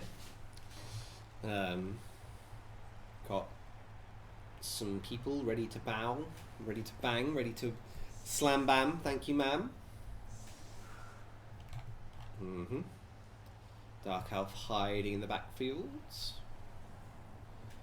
along with the Minotaur. And a violence may be upon us very shortly. Not quite the blistering pace that Gimlick and Star Ferret managed in the first round of this tournament, which was frankly remarkable. I don't think anyone will match that pace. Aided, of course, by the fact that, there were not many players left for Gimlick on most of the turns. A bribe for each team. Ferret going to be ruining the day. His dirty player got sent off, but makes up for it with a nice little knockdown of a biggin, who is fine. And he's probably also getting first use of the bribe between this turn and next. Both down from the troll, knocks over the other big player. The Biggin, I mean. And now it's a question of how to deal with the troll. A few options on that front for Star Ferret.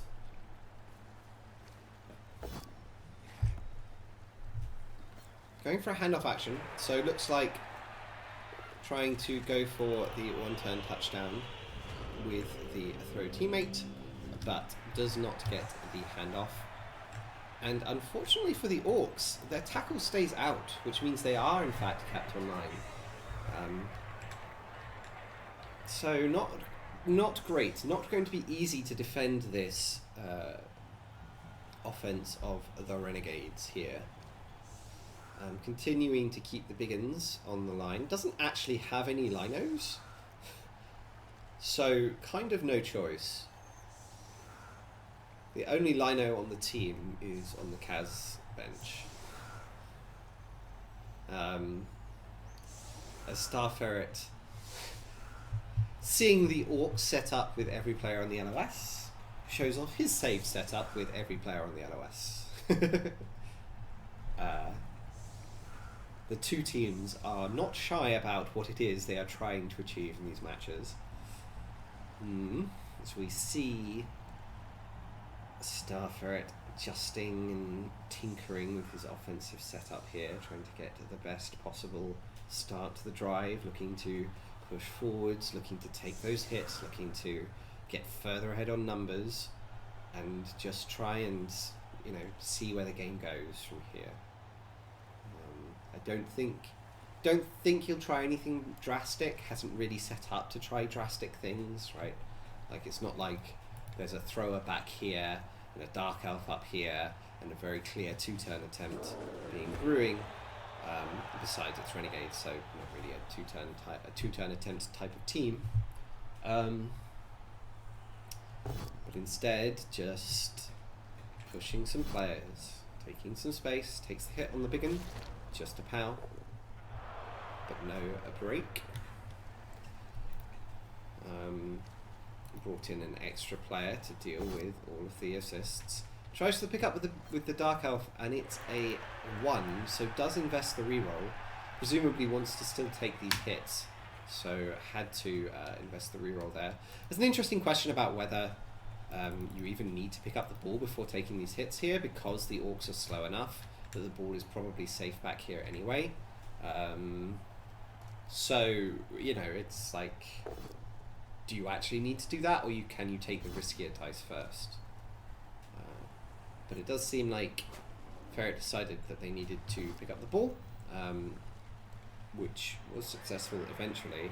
Gets a push on the Biggin, and the troll on troll violence is a really stupid, so no troll on troll violence this turn. Instead, it's going to be Minotaur on Biggin blocker violence, which does result in a power after the second attempt, frenzy hit, and also an armor break, and another KO. So the Orcs really struggling for numbers now, really beginning to feel that those removals that have been coming in. As these Renegades, for the second game in a row, have really sort of banged out their opposition, like, quite remarkably.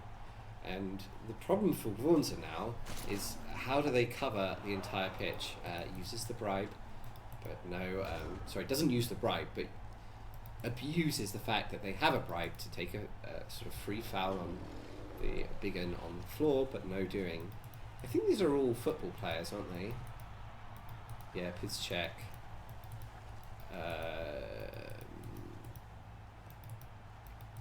Rositsky. Don't recognise most of them, but I'm pretty sure these are all named after footballers. The troll. So, with the stupid of the other troll, this allows the troll to hit an ogre, which it does, but only lays it on the ground as we move into Wurmser's first turn of the drive. Looks like Wurmser still has in mind to go after the rat, and I think is rushing to do so, yeah. So a rush comes in, it's a double rush in fact. The first rush has failed, the second rush has failed. Invests 2 rerolls, but does get the POW. and presumably follows to get the base on the ball at this point. The power not worth it as 2 more ones swiftly follow. I think, yeah, double base on the ball, and we'll see what happens with the goblin here. So Wunzer possibly reading the writing on the wall in terms of the fighting the battles, and has decided to get aggressive against the ball instead. But unfortunately this is an Edge 2+ player and it does have Blodge, so it's a little bit kind of damned either way. I thought this might be happening. We have a foul with the goblin. Oh, on the rat. I thought it would be on the ogre. So on the rat, immediately rolls a double. Argues the call to no avail, but has the bribe from kickoff. So hoping this will keep the... Oh my god, and the bribe fails. So another player removed for the Orcs. Alright. Renegades now looking in prime position to get this score if they want to. Just a few little details to iron out. The position of the ball, you know. And then, yeah, with so few Orcs left, it's going to be very, very difficult for Wunzer to mount a meaningful defense here. I will be right back, 1 second.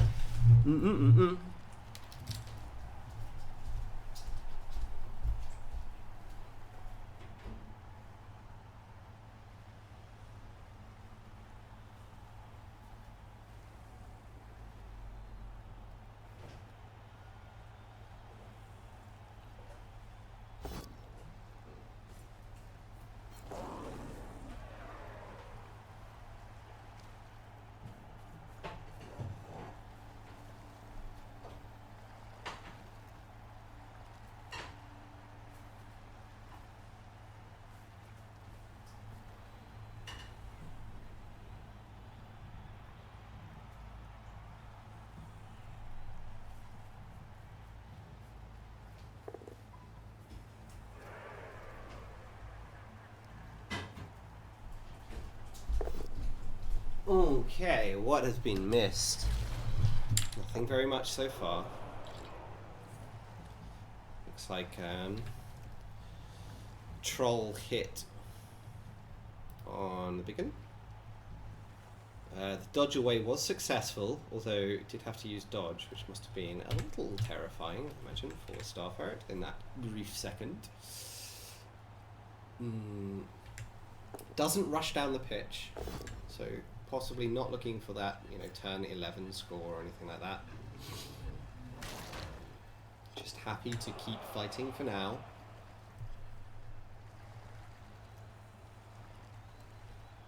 And now there's a lot of Orcs behind the play, a lot of Orcs on the floor, and not a lot of Orcs who are able to respond to the ball moving forward.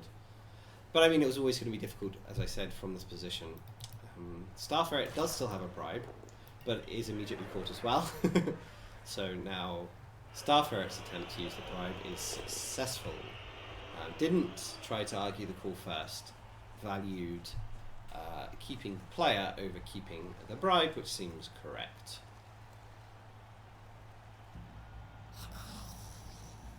And yeah, just marks up 1-to-1 on a couple of these Orcs who are behind the ball, so there's no easy play to just sort of blitz this guy and try and force another snake. It's tricky, it's very, very tricky for the Orcs here. There are a few things they have that they could do. This untrained troll can take a hit on the ogre, but not if it fails, not if it fails its bonehead. So nothing doing there for the Orcs. Vaughns are looking for anything really at this point, but just not getting anything.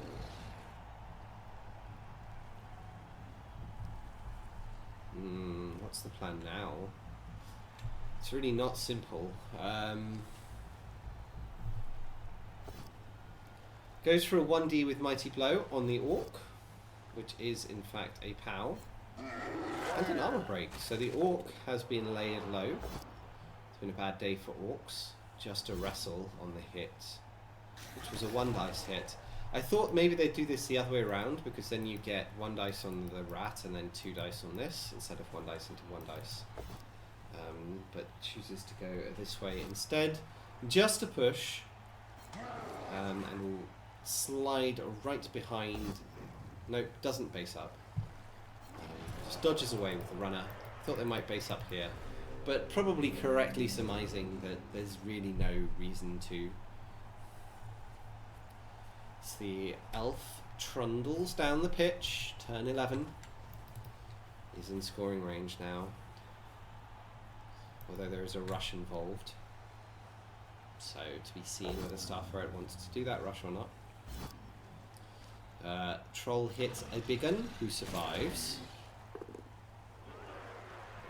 I assume there's a couple other hits that Starferret will take this turn. Looks unlikely.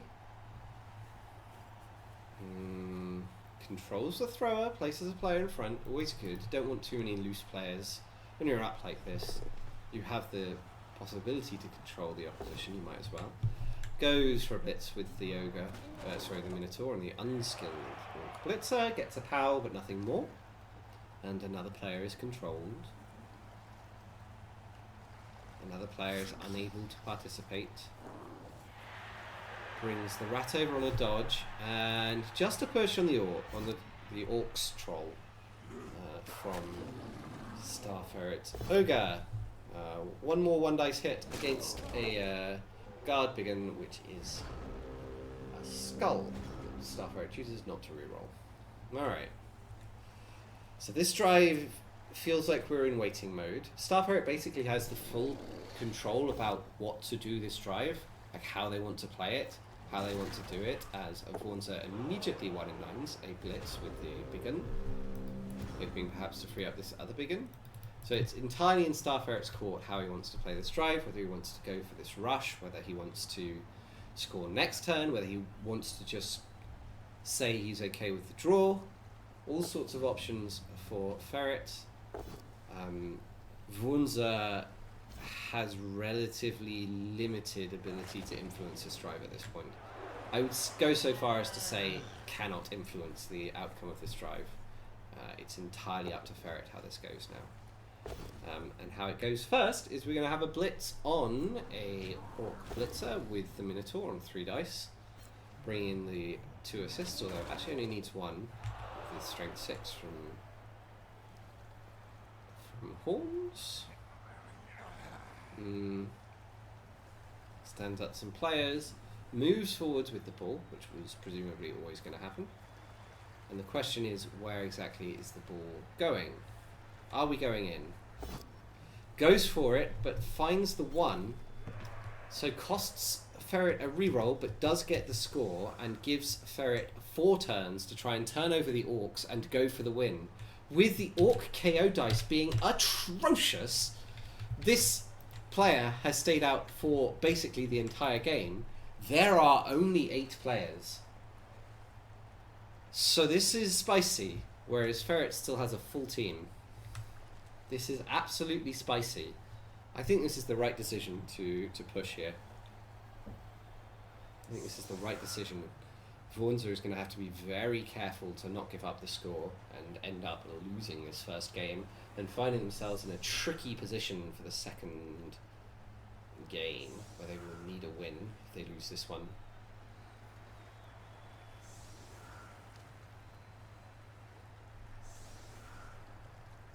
Alright, looks like the Orcs setting up entirely on one side of the pitch, probably looking to press quickly. This is not the setup of a man who is about to die wondering. So we will see how that works out.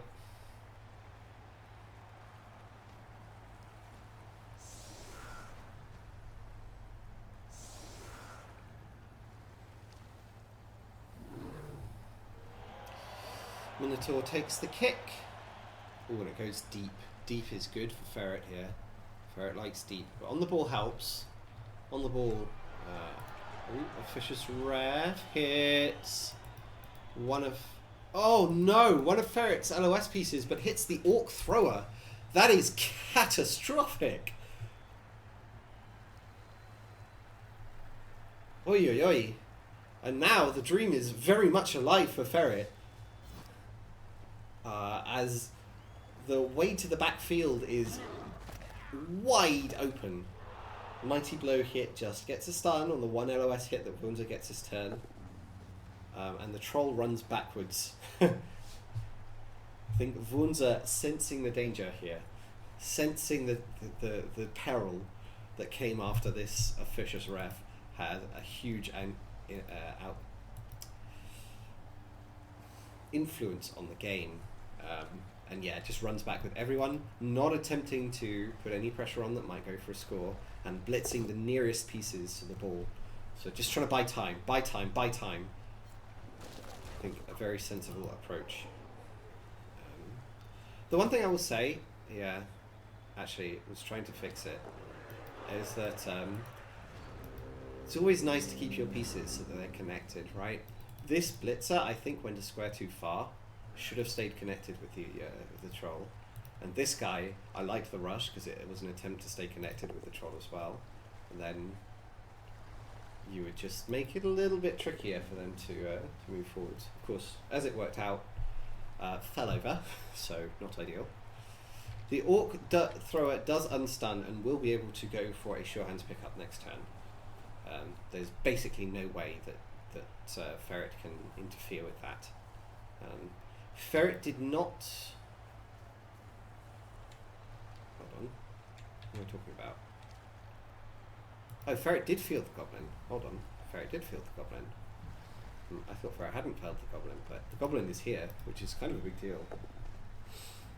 Gets the 3 dice blitz on a Mighty Blow Blitzer, the one that was left behind to take the LOS hit, the only Orc player inside Star Ferret's half, now unceremoniously evacuated and surrounded by large and unpleasant men, as we go in for a foul on the big un, but no armor break this time. Alright, so Wunza just has to survive the next 3 turns. 3 turns is all that they have to survive, but it's going to be hard work. Because there is a slew of... There's an absolute flood, a deluge of giant, nasty things walking towards his end zone. As the troll decides not to participate, probably a poor decision from the troll there. Possibly a player that would have been valuable for Wunza.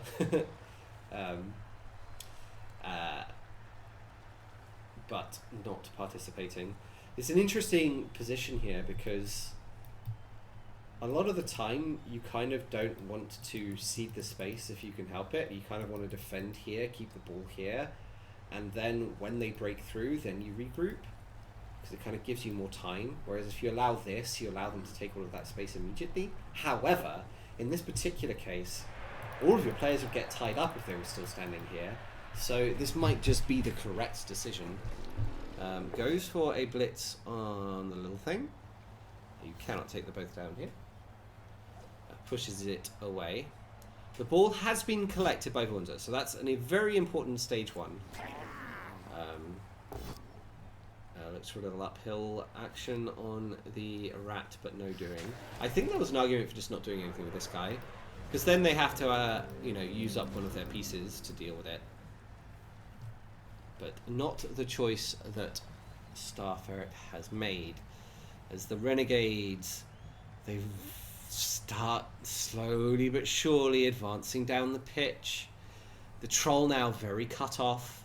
Going to be hard to get anyone in there to give that troll an assist. The big un stuck on the ogre. Going to be very hard to do anything with the big un.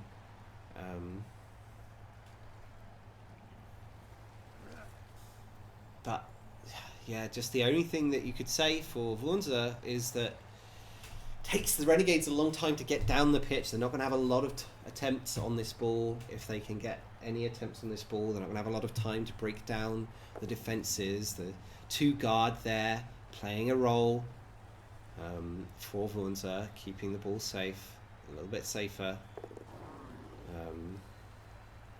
Yeah, it's just going to be so hard. As the Goblin runs down, dodges past, 3+ success. And probably a blitz from the Minotaur is happening here. Maybe a blitz from the Ogre, just trying to get forward momentum with the Ogre. Could be either of those two players. I think either is pretty reasonable.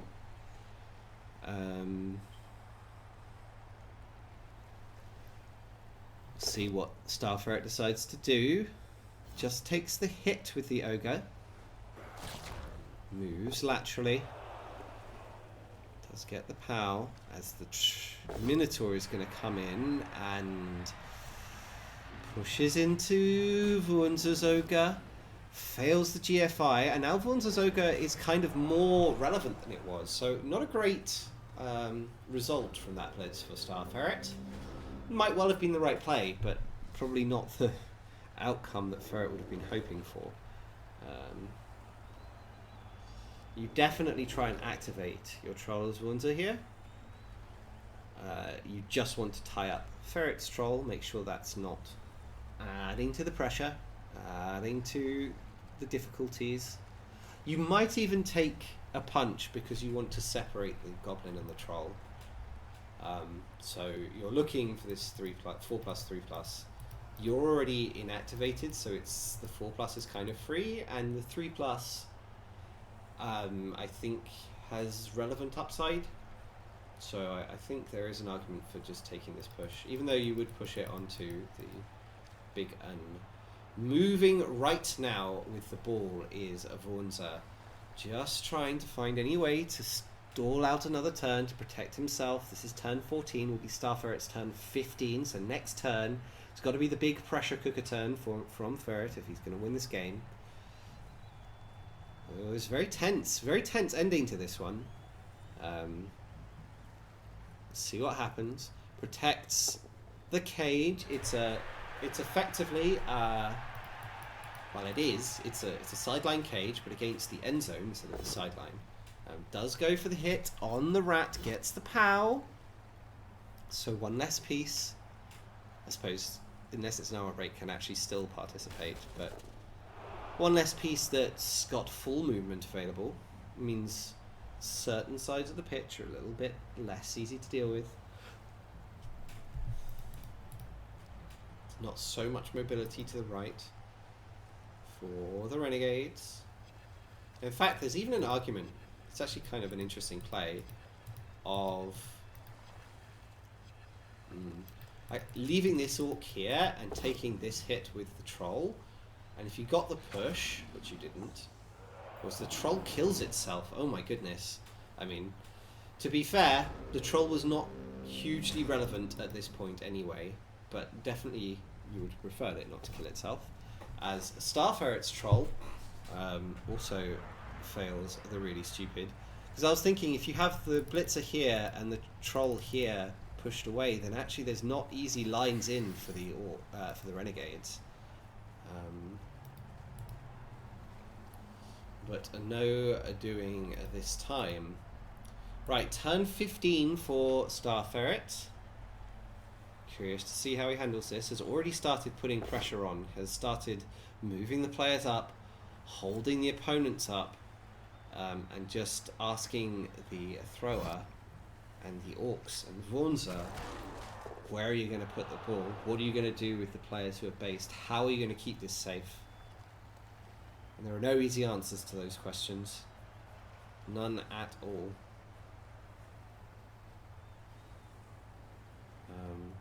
And goes, in fact, for the dodge in uphill blitz. And gets the knockdown. Oh my goodness, gets the knockdown! Oh, that could not have been a better scatter catch for Vuonza. That might just save the game. It's still not free, it's still not easy, but at least now Vuonza still has the ball, right? Like, that's got to be step one, have the ball. So brings the thrower in for an assist. I thought this might be what Vuonza did. Yeah, it's going to blitz with the ball. You really can't afford a both down here, but doesn't get one. Just a push. Just a push. Now, the ball can hide again. Hides in the corner. Really, really needs this 3+ to work, and it does. So the ball is protected in the corner on a block piece, and a surf is almost forced for Star Ferret if he wants to go for this ball. So can obviously hit the ball, right? Like, there are obviously dives here, but if he wants to knock it over, any Powell pushes him out.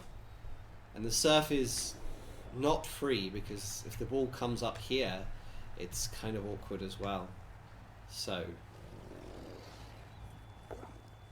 interesting to see how this goes. Marks up a player, I guess. Doesn't feel like it matters a huge amount, but now this player is marked. Marks up the elf, that does matter, but the elf does have the 2+. So a good turn dice-wise for Wunza, trying to hold on, desperately hold on for this 1-1. Trying to push us into equality for the second game. Oh, it's still tense. Brings the goblin in on a rush. How's Ferret going to play this turn? How is Ferret going to look to secure this ball, to score? What is the plan? Alright, goes for a throw teammate. So this is kind of a free roll, right? Looking for a knockdown on one of the players over here. I guess it wasn't entirely a free roll, because he could have dropped it on one of his allies and turned over. But okay, no value either way. Just a knock on the floor. Coming in now for the dive. Uphill dive, goes for the 5+, no 5+. It's a 3 into a 3. Wunza has done it. Wunza has survived. This game that looked so brutal from the Orcs quite early on, and they have just about managed to keep their heads above water. One final goodbye foul. One final argue the call. Actually, didn't argue the call. Just accepted the foul. And Wunza's T16 comes to an end. Ooh. So, 50-50 then.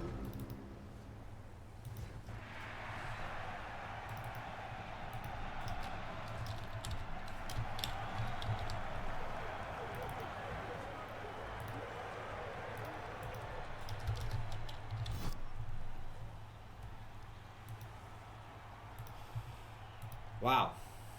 There shouldn't be overtime. Can you, sorry.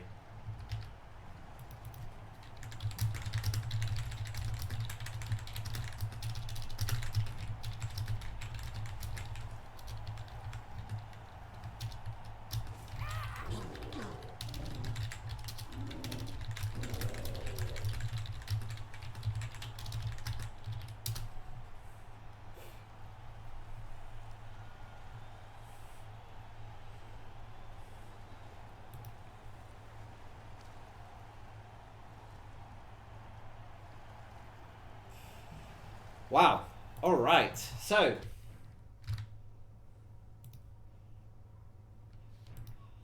excellent stuff.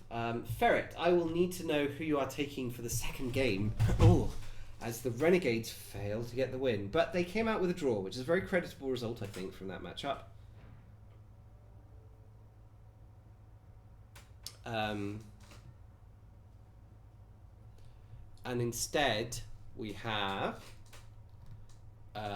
now one of Star Ferret's other teams going to be coming in for the game. So Ferret, can you message me with which team you would like to take?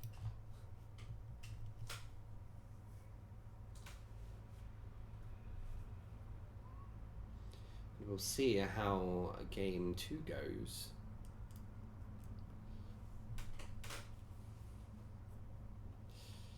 Alright, the matchup is set. The two players have chosen Chaos Dwarves and Elven Union, which is a fun one. Of course, Chaos Dwarves no longer quite the vile fiend to elves that they once were, no longer having all of that natural tackle. But still, this is a team that's built pretty well against Elven Union, I think. To be fair, probably all of Wunzer's teams are quite good against Elven Union. So they all have enough damage, they've all taken a tackle, they're all ready for the alpha matchup. So whenever you two are ready, you may begin friendly match.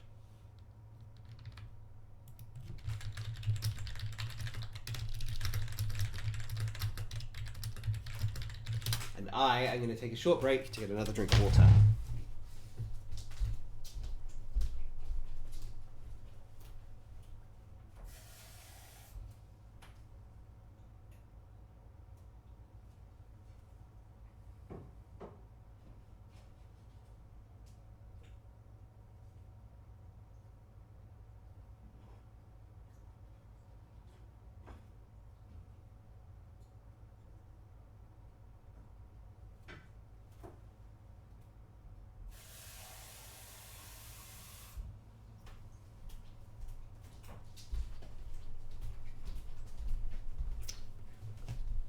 Glory be.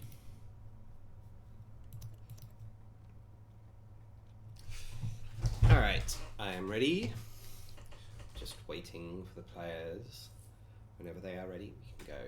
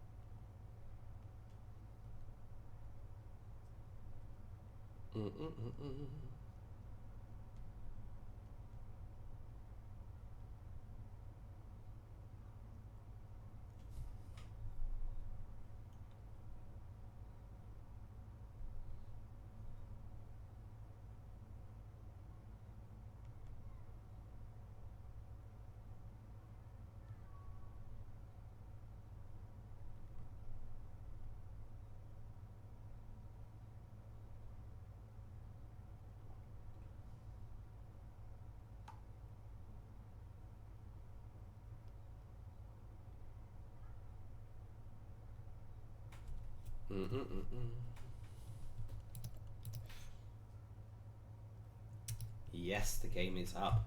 The game is afoot. The match is alive. And we are ready to rock and roll. Looks like the Elven Union are on defense and Wunzer is on offense for the second time in a row. And it's all to play for.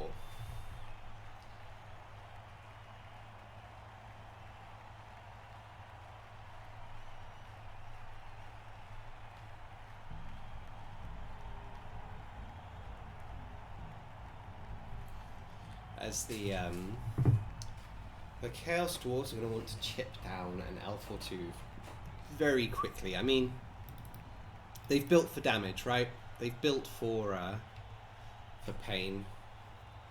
Placed a lot of players on the line. They have not looked to protect the backfield. They're looking to get in there, go and really put the pressure on, really take as many hits as possible. So we'll see how two players want to play this game.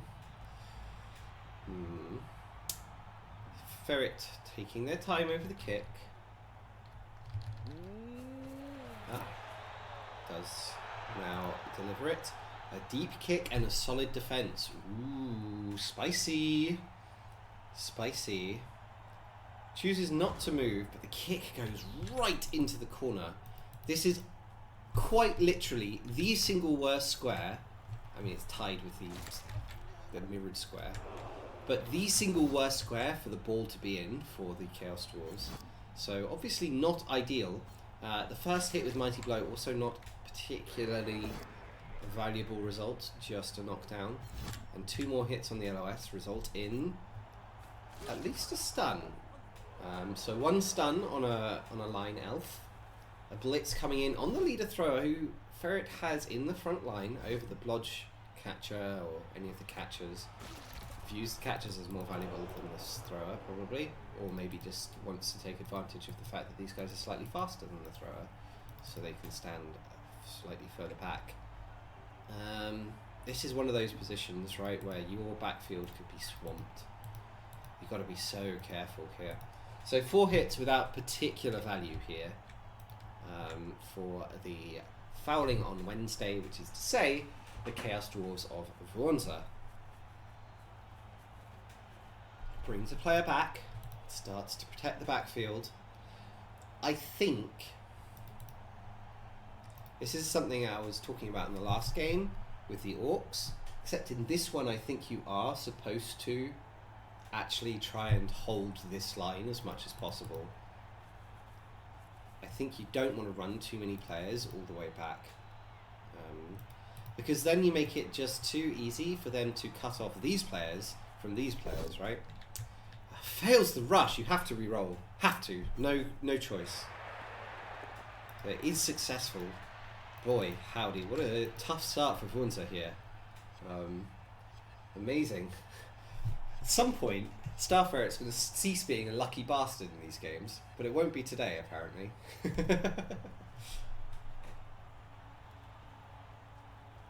Okay, to be fair, this is nowhere near the level of dicing that we saw in the match against Gimlick. Comes in with the foul now and gets the removal. So a KO. So there is in fact a removal. Fouling on Wednesday. Do a little foul. Get a little guy gone.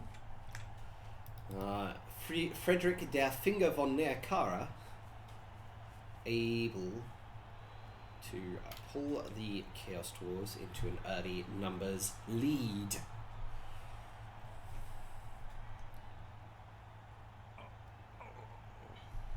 Alright, so what's the plan this turn? Blitzing with Mighty Blow on a Hobgoblin, always a valuable target. And gets the Kaz. Now, this is again a team without Napo, so that Kaz will stick despite only being badly hurt. Opens the floodgates, and this is what I meant. This was a very thin screen here. So now a lot of players can come through, a lot of pressure can come to this backfield, and a lot of Chaos Dwarves are going to be somewhat out of the action. That's a big dodge too. So this is now a very strong protection from... it gives a very sort of strong protection. It makes it very hard for these players to get seriously involved. And yeah, another layer of screen going on, screening off the 4 players kind of on the left hand side of the LOS. Danger, danger, danger, danger! Elves might just go off to an early lead here if Vuonza is not careful. Keeps one guy back as a safety. I suppose wants to be alert to the idea of any kind of shenanigans play from Vuonza, which, you know, maybe was on the table. There were possibilities. And these two split the team, so this is brutal.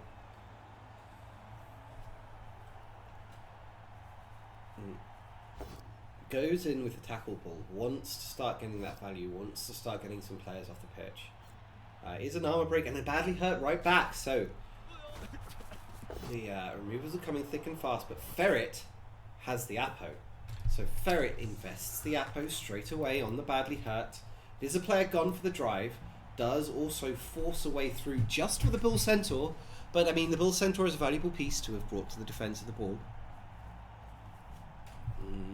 And he's going to be able to build a cage now. With that POW, the ball will be able to be made safe,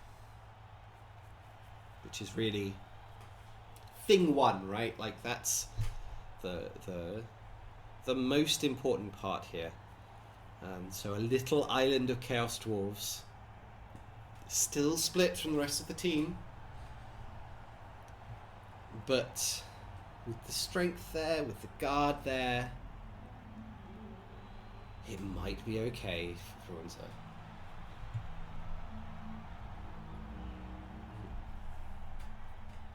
And actually starts to put some players in places where they make it a little bit uncomfortable for the elves to move around as well, right?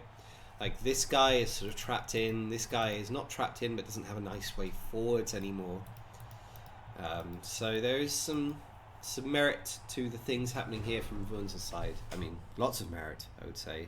I think that was a nicely played turn.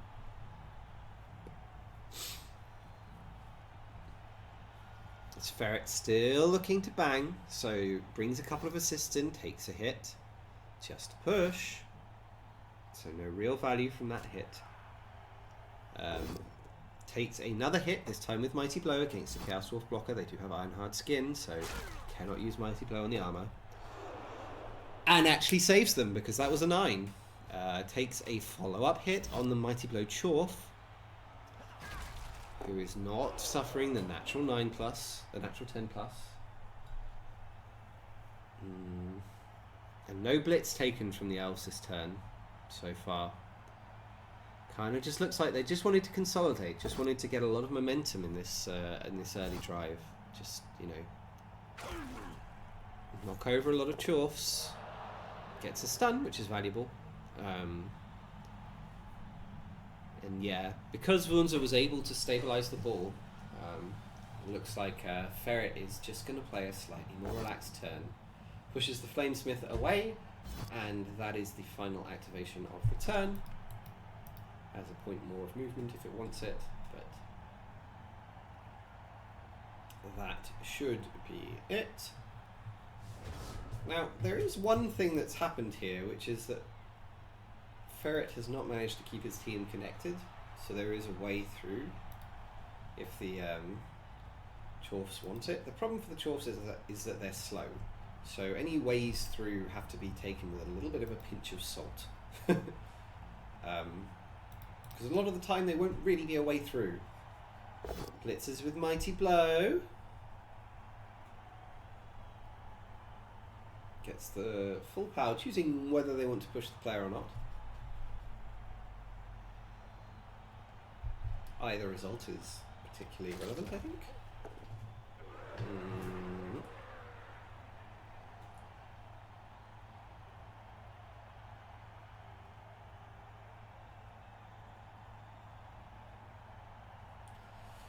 As there's no armor break, moves the cage up, has made some connection with the majority of his team now, has Wunzer.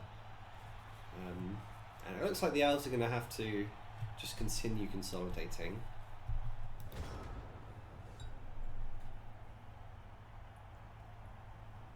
Doesn't appear to be a whole lot on the table in terms of aggression this turn. Although Ferret is nothing if not persistent, spots a loose Hobgoblin and goes for a blitz out with the Mighty Blow Blitzer. Doesn't have dodge, so that was just a raw 2+, but you know, oof. And another Hobgoblin bites the dust. They are dropping like flies. That's the bench used. The Chorfs are now capped at 10. And Ferret is just the luckiest motherfucker. How do his hits always remove?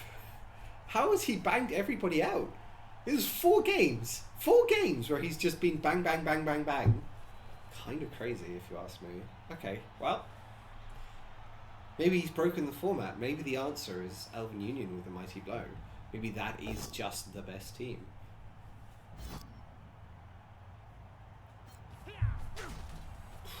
As another stun on a Chaos Dwarf. Goodness me. I think the elves have broken armor more frequently than the Chorfs have. Yeah, and this is annoying. This is just irritating. Puts a guy on the ball. Didn't put the sidestepper on the ball, but does put a blodger on the ball.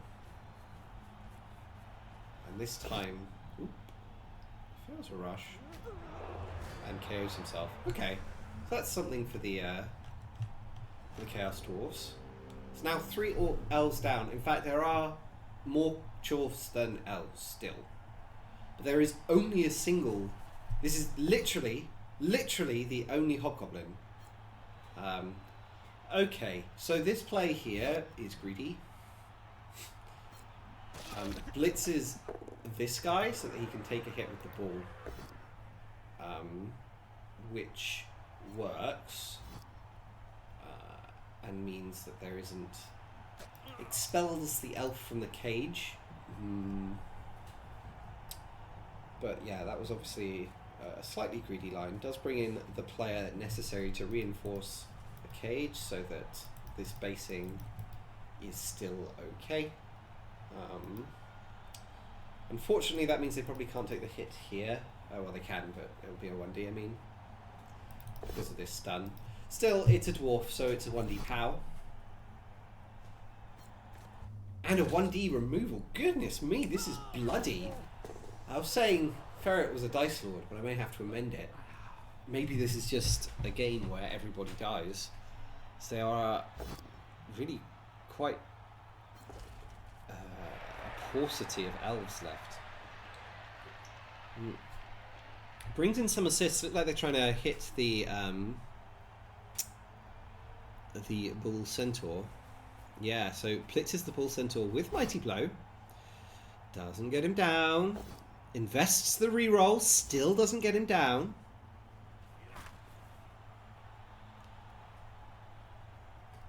So no Mighty Blow Bangery for Starfarer that turn. And I was wondering whether this would come back here and take the hit, but Ferret has decided to make some kind of display of a defense. And so instead pulls the elves back. 6 elves now against 10 chorfs? No, 4... Can't be 10 chorfs because 2 of them have been removed. Must be 9 chorfs. But still a big advantage now for the chorfs. They have been able to bang. They have been able to make some inroads into this elf team. They were able to stabilise as the ball in this dangerous position, and now they're able to put Ferret under some. Now they're able to put the remaining elves under some sort of removal pressure. You know, start whittling them down piece by piece. Of course, the thing is, Ferret is still okay for next drive, right? Like in theory, because had a bench of 1, used the Apo. So even though he's down a lot of players this drive, I think he had a bench of 1, right?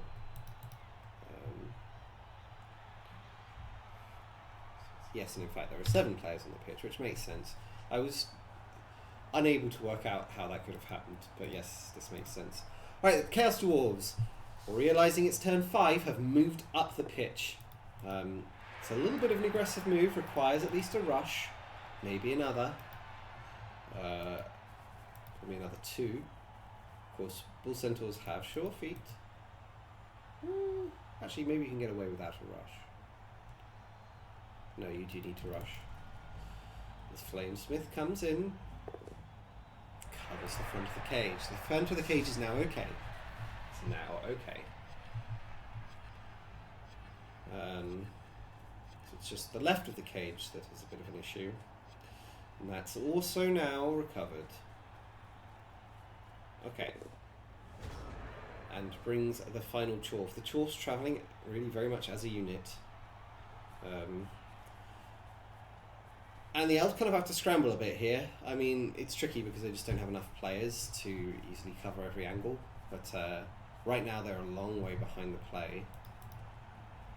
Moves this guy 1 square. I don't know what the idea was there.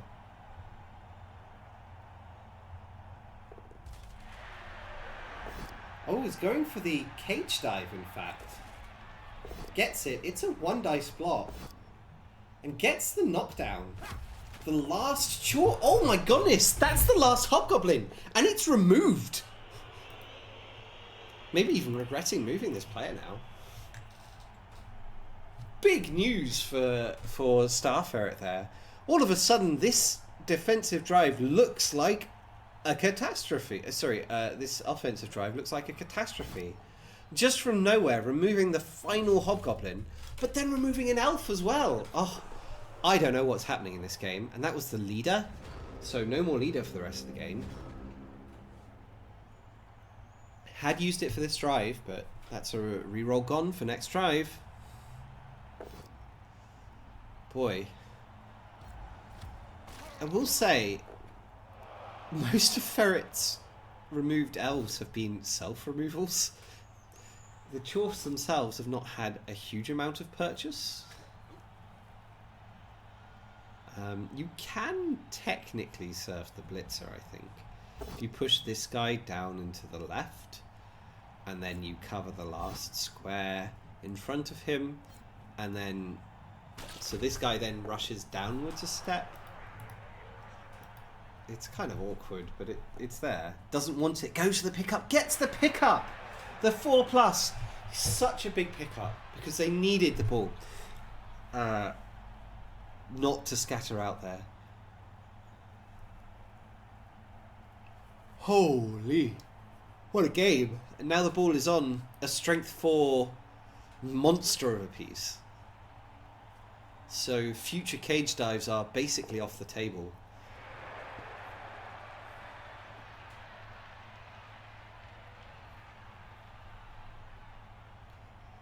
Boy, this is a spicy one as well. Both of these games have been remarkably good so far. I've been really enjoying these. They've been really, really nice. Ooh. Flamesmiths to try and not allow that to move into a better position. Probably the right play. Does not get the POW. The Flamesmith POW. Also it has Blodge, so seems irrelevant.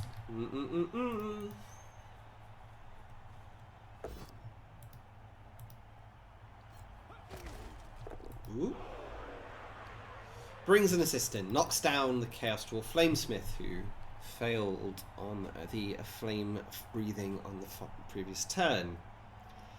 I think from here the Chorfs should fairly easily score. Goes for a Chorf that doesn't have Ironhide skin with the Mighty Blow, makes sense. The secondary Flamesmith. There's only 5 elves left. So, 6 elves. Sorry, 6 elves, but one is stunned. Ooh. Attempts the gauntlet dodge through, doesn't make it self-stuns. The armor has been remarkably bad from the elves in this game. But they've made up for it with this. This is a huge deal. Okay, so in comes Claw. Claw on the AV9+ piece, the only piece that it can get value against on this team. And does he get value? Yes! Claws does a thing. Of course, Mighty Blow would have done the same thing, but you know, you didn't take Claws for this matchup, right? Like that's not why Claws is in the team. Claws is in the team for fighting orcs and things. And the fact that it happened to hit this guy is just a weird coincidence. Quinky dink. Alright, tricky turn now for the Chorfs. For the elves coming up, sorry. Has placed the ball on the sideline again, so there are chances. As long as that ball's on the sideline, you've always got to think, is there a way in? Probably not this turn. That's probably a better square than standing like to actually deny the hit, because now you need the double POW. I don't know whether this player could have reached was the one I was looking at. 1, 2, 3, 4, 5, 6, 7, 8, go. Not really. It would have had to do some nasty dodges. So instead, blitzes down, goes after the Flamesmith, possibly looking for a surf there, but doesn't get it. Does get an armor break though. Not a particularly valuable one. Brings the catcher all the way down the pitch, both protecting the catcher and establishing a scoring threat, should something go horribly wrong, which it won't, because the elves are running away. The elves have had enough. They have suffered enough They don't want any more of this game. They are leaving. And a pow from Wunza before running the ball in. So, 1-0 to the Chaos Dwarves. There is now the potential for... So okay, so first things first. The Chaos Dwarves do get their KO'd Hobgoblin back. So they're on 10, which is good. The Elves get one of their 2 KOs back. So they are on 9, which is 1 less. And Wunza here is setting up the anti-1-turn defense. Looks like they know what they're doing. This is the classic 1-turn defense. They know about... It at least suggests they know about 1-turns, and they know what elves are going to do, right? Like, Wunza's played a very solid game, right? Like I said, I didn't know who they were, but they've played really solidly in both of these games. They've fought hard to get the draw as the Renegades, against the Renegades. And now, they are in a good position, I think, against these elves. So it's a question of... It's going to be... I think it's tricky to get the 1-turn from here. Might be possible. I'm not an expert on 1-turning. The guard here is well placed.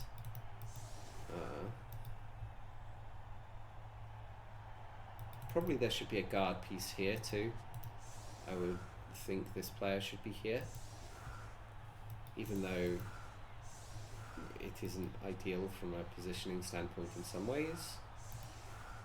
Okay, so looks like we're going for the hole method.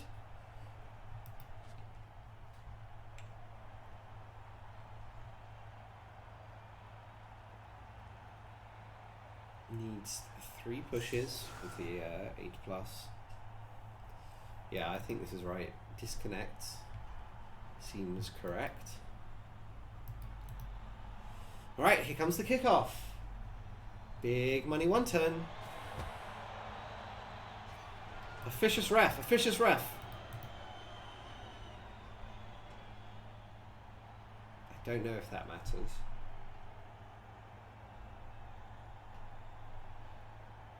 I think that's the least important elf. It might still matter.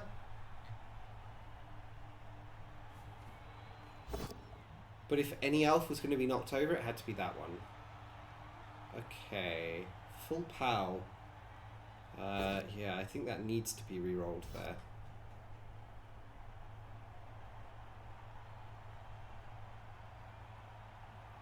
Does she have a choice of 2 elves to push? Oof. Well, okay. Doesn't get the 1-turn and does KO himself. Slightly anticlimactic. So it goes. Do the elves get their KOs back this time? Looks like again they get 1 of 2. So again they'll be on 9 for this drive. It is now their offensive drive. Time to see how they're going to play it against the Chaos Dwarves. Whether they're going to be looking to try and score quickly, try and turn over the Chaos Dwarves on their offense, or whether they're just content with the draw. Not looking to do anything special. I'm happy to take it into the final matchup, which will be Old World Alliance against Nurgle. It should be fun. I say fun. In as much as Nurgle are fun. And assuming that we even get there, which is by no means a guarantee at this point. Ferret currently with a cheaty setup must place 2 more players on the OS. Does successfully do so. Has no one back to pick up the ball. I guess relying on this not being a deep kick now. Quick snap. It is a deep kick, but it's a deep kick that has a 3 and 8 of going out. So maybe it's okay.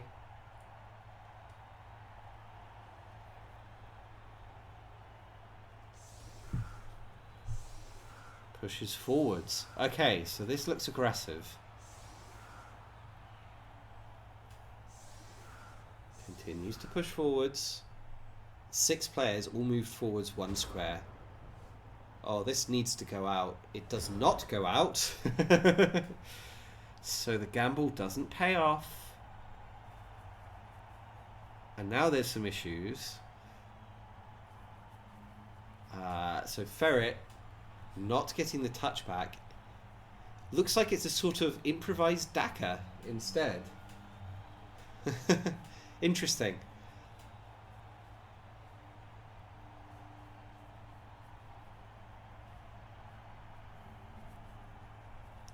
So I guess the idea was if he got the touchback would go for the quick score, but since he didn't get the touchback, he's going for a Daka. Dodges away the only player based, and the ball is deep in the Elves' territory. Dizzy, Bess, Dukes, welcome, welcome. You've joined us at a fabulous time. This is game 2 of the best of 3 between Starferret and Vornza for week 2 of King of the Pitch, which, if I may, I will type in to my chat a link to all of the relevant information, which is a tournament that I am running on Wednesday evenings, a King of the Hill style tournament. Best of 3, winner stays on to play in the next week. Hello, Laszlo. If you're interested in signing up, the sign-up sheets are there. But I will say I have about, I think, 6 or 7 weeks worth of people at the moment, so it will be a little while before we get to you. Thanks, Dizzy. Hope your stream was lovely, and thank you so much for the raid. Peace. So, the first week was Starferret against Gimlick, and Starferret won that week. Absolutely diced the pants off Gimlick. Just crushed him. Just removed player after player after player after player after player. In this one, the first game was Orcs versus Renegades. Vornza's Orcs against Starferret's Renegades. And it was a bit of a beat down. The Renegades again got a lot of removals, but Vornza was able to cling on just about to the 1-1. Yeah, Ferret finished the game and didn't concede. So looking for the breakthrough already. The Chaos Dwarves did not stay wide on this turn. They stayed centralized, holding this central mass. And that's given some opportunity for Ferret to move down this left-hand side, or from Ferret's perspective, which we actually should be watching for, from that right-hand side. So in comes the catcher, thrower to pick up the ball, gets the pickup on the 2+. There's a little thrust here. The Chaos Dwarves are going to have to work out how to respond. It's an interesting position for sure. So yeah, this is for kind of all of the marbles. If this is a draw, then we will go to game 3. If this is a win for either player, they win the set, and it's goodbye and see you next week for whoever the champion happens to be. So can Starferret keep their streak alive? Can they get to 2 in a row? Or can Vornza break Ferret's run before it really gets going? Have to see. It's looking good for Vornza so far. They have done a bit of damage to these elves, but to be fair, the elves have done a little bit of damage back, so it's not one-sided. It's not just one-way traffic. It is currently 10 Chaos Dwarves versus 9 elves.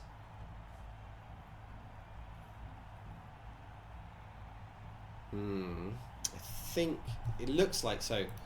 Vornza coming in with the pressure, basing up. Is it even BB3 if it's not a one-sided dice fest? Yeah, sure, yeah. So this was the blitz that looked like Vornza was setting up for. Gets the full pow. That's a big deal. Ferret instantly pushes the button to move further forwards. Ferret, a very fast player, by the way. The game Gimlick versus Ferret was lightning fast. Neither player took more than about 3 seconds on any given move. It was crazy. Vornza is not slow, by the way, but Vornza is not Starferret fast either. And does just sort of cut this elf off from the rest of the team. Almost an elf-like move, this, right? You allow this elf forwards, and then you say, okay, but the rest of your team can't join you. Which is quite fun. I like that. Enjoy that. So we'll see now what Ferret's play is going to be. One last dwarf that hasn't been activated. can go to any number of places. It's not in the worst square where it even starts, but decides to move it upright. So, okay. So Ferret chooses to move left, seeing this thrust shut down pretty violently by the dwarves. Chooses to move the other way. I was wondering whether you could still make it through this way by blitzing here, but maybe it's just too many players' investment to get all of this down. So I don't hate this play. But Chaos Dwarves are not so slow that you can just easily outmaneuver them. They have the 2 fast pieces and the Bull Centaurs and the 2 average pieces and the Hobgoblins. Should be more Hobgoblins, but some of them are dead. They're not dwarf slow, even though they have a core of slow dwarves. Does take the 1D, gets the POW. Oh no, wait, sorry, that's a blocker, not a flamesmith. Never mind. Dodges away, eats it, falls over. Ooh. Okay, okay. So not a very productive turn for Starferret that turn. And now the Chaos Dwarves look like they have an opportunity to really get something going. Of course it's tricky. You don't want to get too spread out. You still want to take your hits. You know, there's a lot to think about here. Doesn't have tackle because he's not a real dwarf. So the dodge catcher survives, thanks to dodge. Follows this up with a hit on the side stepper. It's a little bit risky. Doesn't get the POW. And doesn't follow. So this player is free to try and go for the breakaway. The ball is on a thrower, so there are always throwing plays you have to bear in mind. There's another player up here behind the Bull Centaur, still on tackle. The Chaos Dwarves spent some time fighting these players. It means they haven't moved forward. Oh, but that's a huge removal. That's an insane removal. One of the best players on Starferret's team, one of the 2 key pieces, no longer participating, and follows it up with an armor break on alignment. Ooh. The options are running out for the elves here, little by little, piece by piece. As the vice grip starts to close, the Chaos Dwarves closing in, pushing forwards, full power with Mighty Blow on the Blodge catcher, probably the most important catcher, who does survive, but now is on the floor, loses that point of movement. Ferret in trouble. But not out of it, not by any means. There are still ways and means to keep playing in this game. Yeah, the Chaos Dwarves come in, they base the ball. But if they're basing the ball, then there's other options. So, there are 3 players for the elves here, which is dangerous. It's dangerous because you can always have a breakaway, right? Like, there's always the possibility that the elves could just suddenly go. They are fast, after all, even if these Bull Centaurs are kind of equal to the task. So Ferret not choosing to go for the breakaway play with the dodge catcher here. Instead, just taking a blitz on the remaining Hobgoblin. It's just a push. Sorry, it's just a POW. No armor break. Probably needed a bit of an armor break there.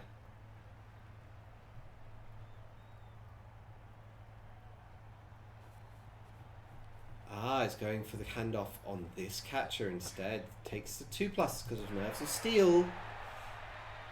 And this looks like a blitz. No, the blitz has already happened. So holds up the Bull Centaur and just gets as much leftwards momentum as possible. Because handing off here would have meant not as much leftwards momentum. And the dodge away is good. So the catcher runs. The catcher runs and is out of range of the tackle Bull Centaur. At least out of range of being blitzed. And Starferret starts setting up relays. The blitzer, the remaining blitzer, the Blodge blitzer, moves up the pitch, looks to be in position, has 2 more elves to activate. So short on players. How does the team build work? It's arena style, yes. So I have shamelessly stolen Tree's every team cup rule set. Absolutely shamelessly, with her permission, to be fair. I said, can I use your rule set? And she said yes. Oh, gets the dodge through, and that's really big because now there's no 4+ away with this Bull Centaur. Yeah, I assumed she would be, but it seems polite to ask, right? And now the elves have the screen. They have the screen. They have the possibility of maybe getting away. Like, the fast players are a little tied up. This Bull Centaur, not easy to free up. Does free up the tackle Bull Centaur. I think that's a big deal. This is a player that is really relevant here. This is a player that can chase down. Can make life hard for the elves. And just has to bring the core of players back. Goes after this blitzer. Wants to tag it, at the very least. Makes a lot of sense. Every dice the elves have to roll is dice they could fail. And centralizes with the Flamesmith. These are movement 5, so they have some potential to reach the sidelines. And yeah, the other important piece here is the Hobgoblin. The Hobgoblin who can chase down this catcher almost anywhere it goes. Sure Hands Hobgoblin, a little bit behind the play now. Comes to assist the Bull Centaur, allowing the Bull Centaur to potentially take a hit. And Wunza just getting in the way, just saying, okay, I just want to be in your face. I want you to not be able to just dodge through here and dodge through here and dodge through here and acquire a lot of players all at once able to get in the midst of the ball. Does a rush with the Bull Centaur. Needs this player. Just the one rush. I think that's a sensible decision. You can't get too aggressive. And the other Bull Centaur, now with the full pow and the armor break on the thrower, able to get in the way of the first catcher. Yeah, the Orc TTM build didn't particularly work out for you, Laszlo. Oh, and a dodge through. I think that's greedy. Doesn't get it. Would have been really nice if they did. So greedy, but probably a good play. Now what do the elves do? How do they deal with this pressure? How do they deal with the marauding players who are in front of the ball? That's the key thing. This player cannot get out of range of the Bull Centaur. The Bull Centaur has far too much range. Can't get out of range of the Hobgoblin. The Hobgoblin has far too much range. Has to find some way, some answer to this situation that he finds himself in. This is a good step one. Knocks over the Hobgoblin. Probably deals with the threats on the right hand side of the ball. So now needs to find ways to deal with the threats on the left hand side of the ball and below the ball. This is now the key for Star Ferret. Can he keep this Bull Centaur away from the ball? Gets the dodge away, does the rush, fails the rush, but rerolls it successfully. So the Bull Centaur is tagged. There was a possibility of doing a 3+ through. Ooh, uses the last reroll, but gets away. Key dodges from the elves. Now it looks really good for the elves. Now it looks tough for Wunza to put real pressure on and try and keep this drive alive. Oh, it's tense still. It's tense. Star Ferret probably not looking to score before turn 15, which means we would be going turn 16, which means we would be going to the decider match, and the decider match would have overtime if we got that far. The last two teams submitted by these players are Old World Alliance and Nurgle. Old World Alliance for Star Ferret, Nurgle for Wunza, but there's still time left in this match. There's still time for one of these players to turn it around, to get the stop if you're Wunza. I think Star Ferret at this point is resigned to playing for the draw. I don't think you'll see Star Ferret going for anything more. There are potential plays on the ball, actually, this turn, because this elf is based, but doesn't want them. Oh, wait, sorry. Based up with this elf. I was thinking there weren't plays on the ball. I thought that was odd that I'd missed it. Yes, so this is what I thought might happen at the start of last turn. The Bull Centaur, the most important piece, the piece with tackle, wants to get onto the ball, wants to force the 2+. And even takes the rush for the slightly better angle. And now Ferret maybe looking at the mercy of these 2+. This could be a big deal. This could be a big deal, this tag. It's not impossible to work it out so that you still get to hit with the players, but not sure you'd have risked the rush. I mean, it has sure feet. Ooh, big deal. Gets the other Bull Centaur into assist range. Not actually, like, doing anything yet, but in assist range. Oh, so Ferret is not looking to blitz the Bull Centaur away, which I thought he might do. Instead, goes directly for the Hobgoblin. Gets the full pow. Now has opened up space on the right, but is at the mercy of this 2+. If this 2+ fails, Ferret's honestly boned. Like, it will be very difficult to recover. So a big dodge coming up. Also, not clear, is this the next action you take? Do you want to stand this guy up first? How do you want to organize this turn? How do you want to organize your pieces here? The Bull Centaur is effectively movement 9. These guys are movement 8. Not the dodge on the... Rolls the 1, but dodged with the blodger. Goes for the handoff. Gets the handoff. Extra dice rolled, but now will be able to, without rolling any nasty rushes, get out of range of the Bull Centaur. Ferret looking very good now. The best that can be done, probably, for the Chaos Dwarves is to base up with this Guard Dwarf. So took some risks that turn, but the risks have absolutely paid off. And it does look like Ferret is in position to force us to a game 3. Big moves with no rerolls for Star Ferret. Okay, what can we do as the Chaos Dwarfs here? Well, the obvious first things is bring all these players as close to the ball as possible, because there's still a turn that the elves have to stall. So the more you are near the ball, the more you maybe buy yourself a 2-turn. Second thing, you probably do need to think about how to get these Bull Centaurs relevant again. Again, you're looking to try and force that 2-turn.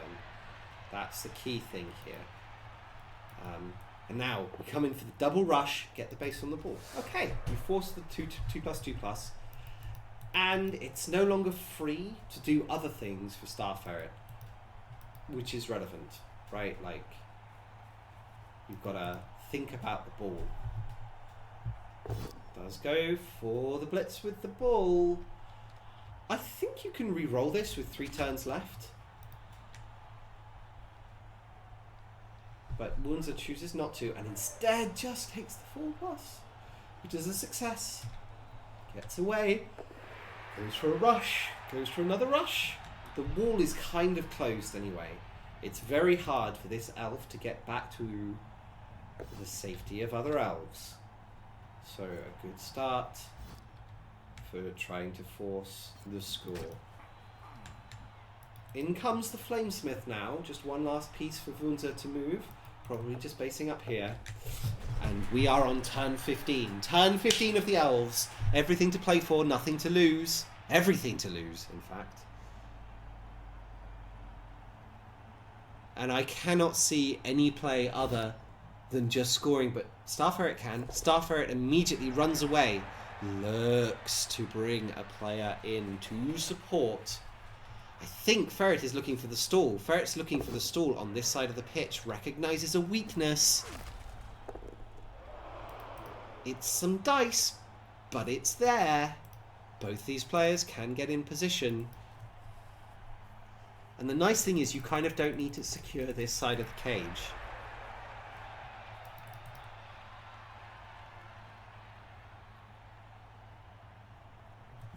Oh boy. Oh, the one on the dodge. Who gets away, doing another handoff. One on the catch. Oh no, disturbing presence. Two on the catch. Drops the ball. Flamesmith from the floor, sabotaging the elf play. And now, big issues for Star Ferret. Star Ferret suddenly looking in all sorts of trouble. Player after player is going to be piling into this congregation of elves, and Ferret doesn't have a reroll. Ferret doesn't have a way to recollect the ball. And if this is not a score, then Ferret is eliminated. And Wurmser will be our new challenger, new champion, ready to face next week's challenger. Oh boy. Oh boy. In we come. Going for the hit. You don't scatter this. Oh, does scatter it. Oh no. If an elf catches this, it's a disaster. But an elf doesn't catch it. Goes for the pickup. Gets the pickup. Now there's almost nothing. With the 3 rushes coming in, there's almost nothing left for the elves. One more rush secures the eye cage. Wurmser, have you done it? Have you stolen this game? Has Star Ferret managed to sneak a defeat from the jaws of a draw? With the handoff. Oh boy.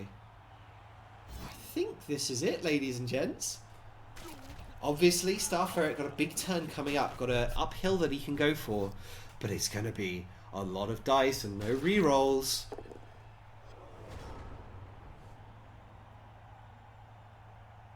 Went for the extra turn of stall. May have been necessary. Doesn't get it! And that, ladies and gentlemen, is that. There is no way for the Chaos Dwarves to fail to win this game. Wurmser is the new King of the Hill. Congratulations to our new king. Wurmser, you beauty. Star Ferret, huge commiserations. Congratulations on your streak of 1 from last week. Defeating Gimlick, a good player. A very good player. Unfortunately, it did not work out this week. Whew. As Wurmser takes a few cool-down blocks. And we crown a champion. And I'm very grateful because, frankly, I'm not sure I could have taken another game. Might have broken me. Woo! Remarkable. Ferret, I think you need to, choose a push direction. Unlucky, yeah. Brutal. Brutal end to this game. Steps on an elf with the centaur. Has to live up to the name, the fouling on Wednesday. Remarkable scenes as the Chaos Dwarves come in and win. So, let us set this now. Wurmser on a streak of 1. Star Ferret eliminated. Wurmser of 1.5. Okay.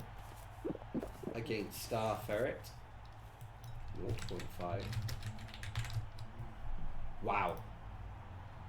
What scenes!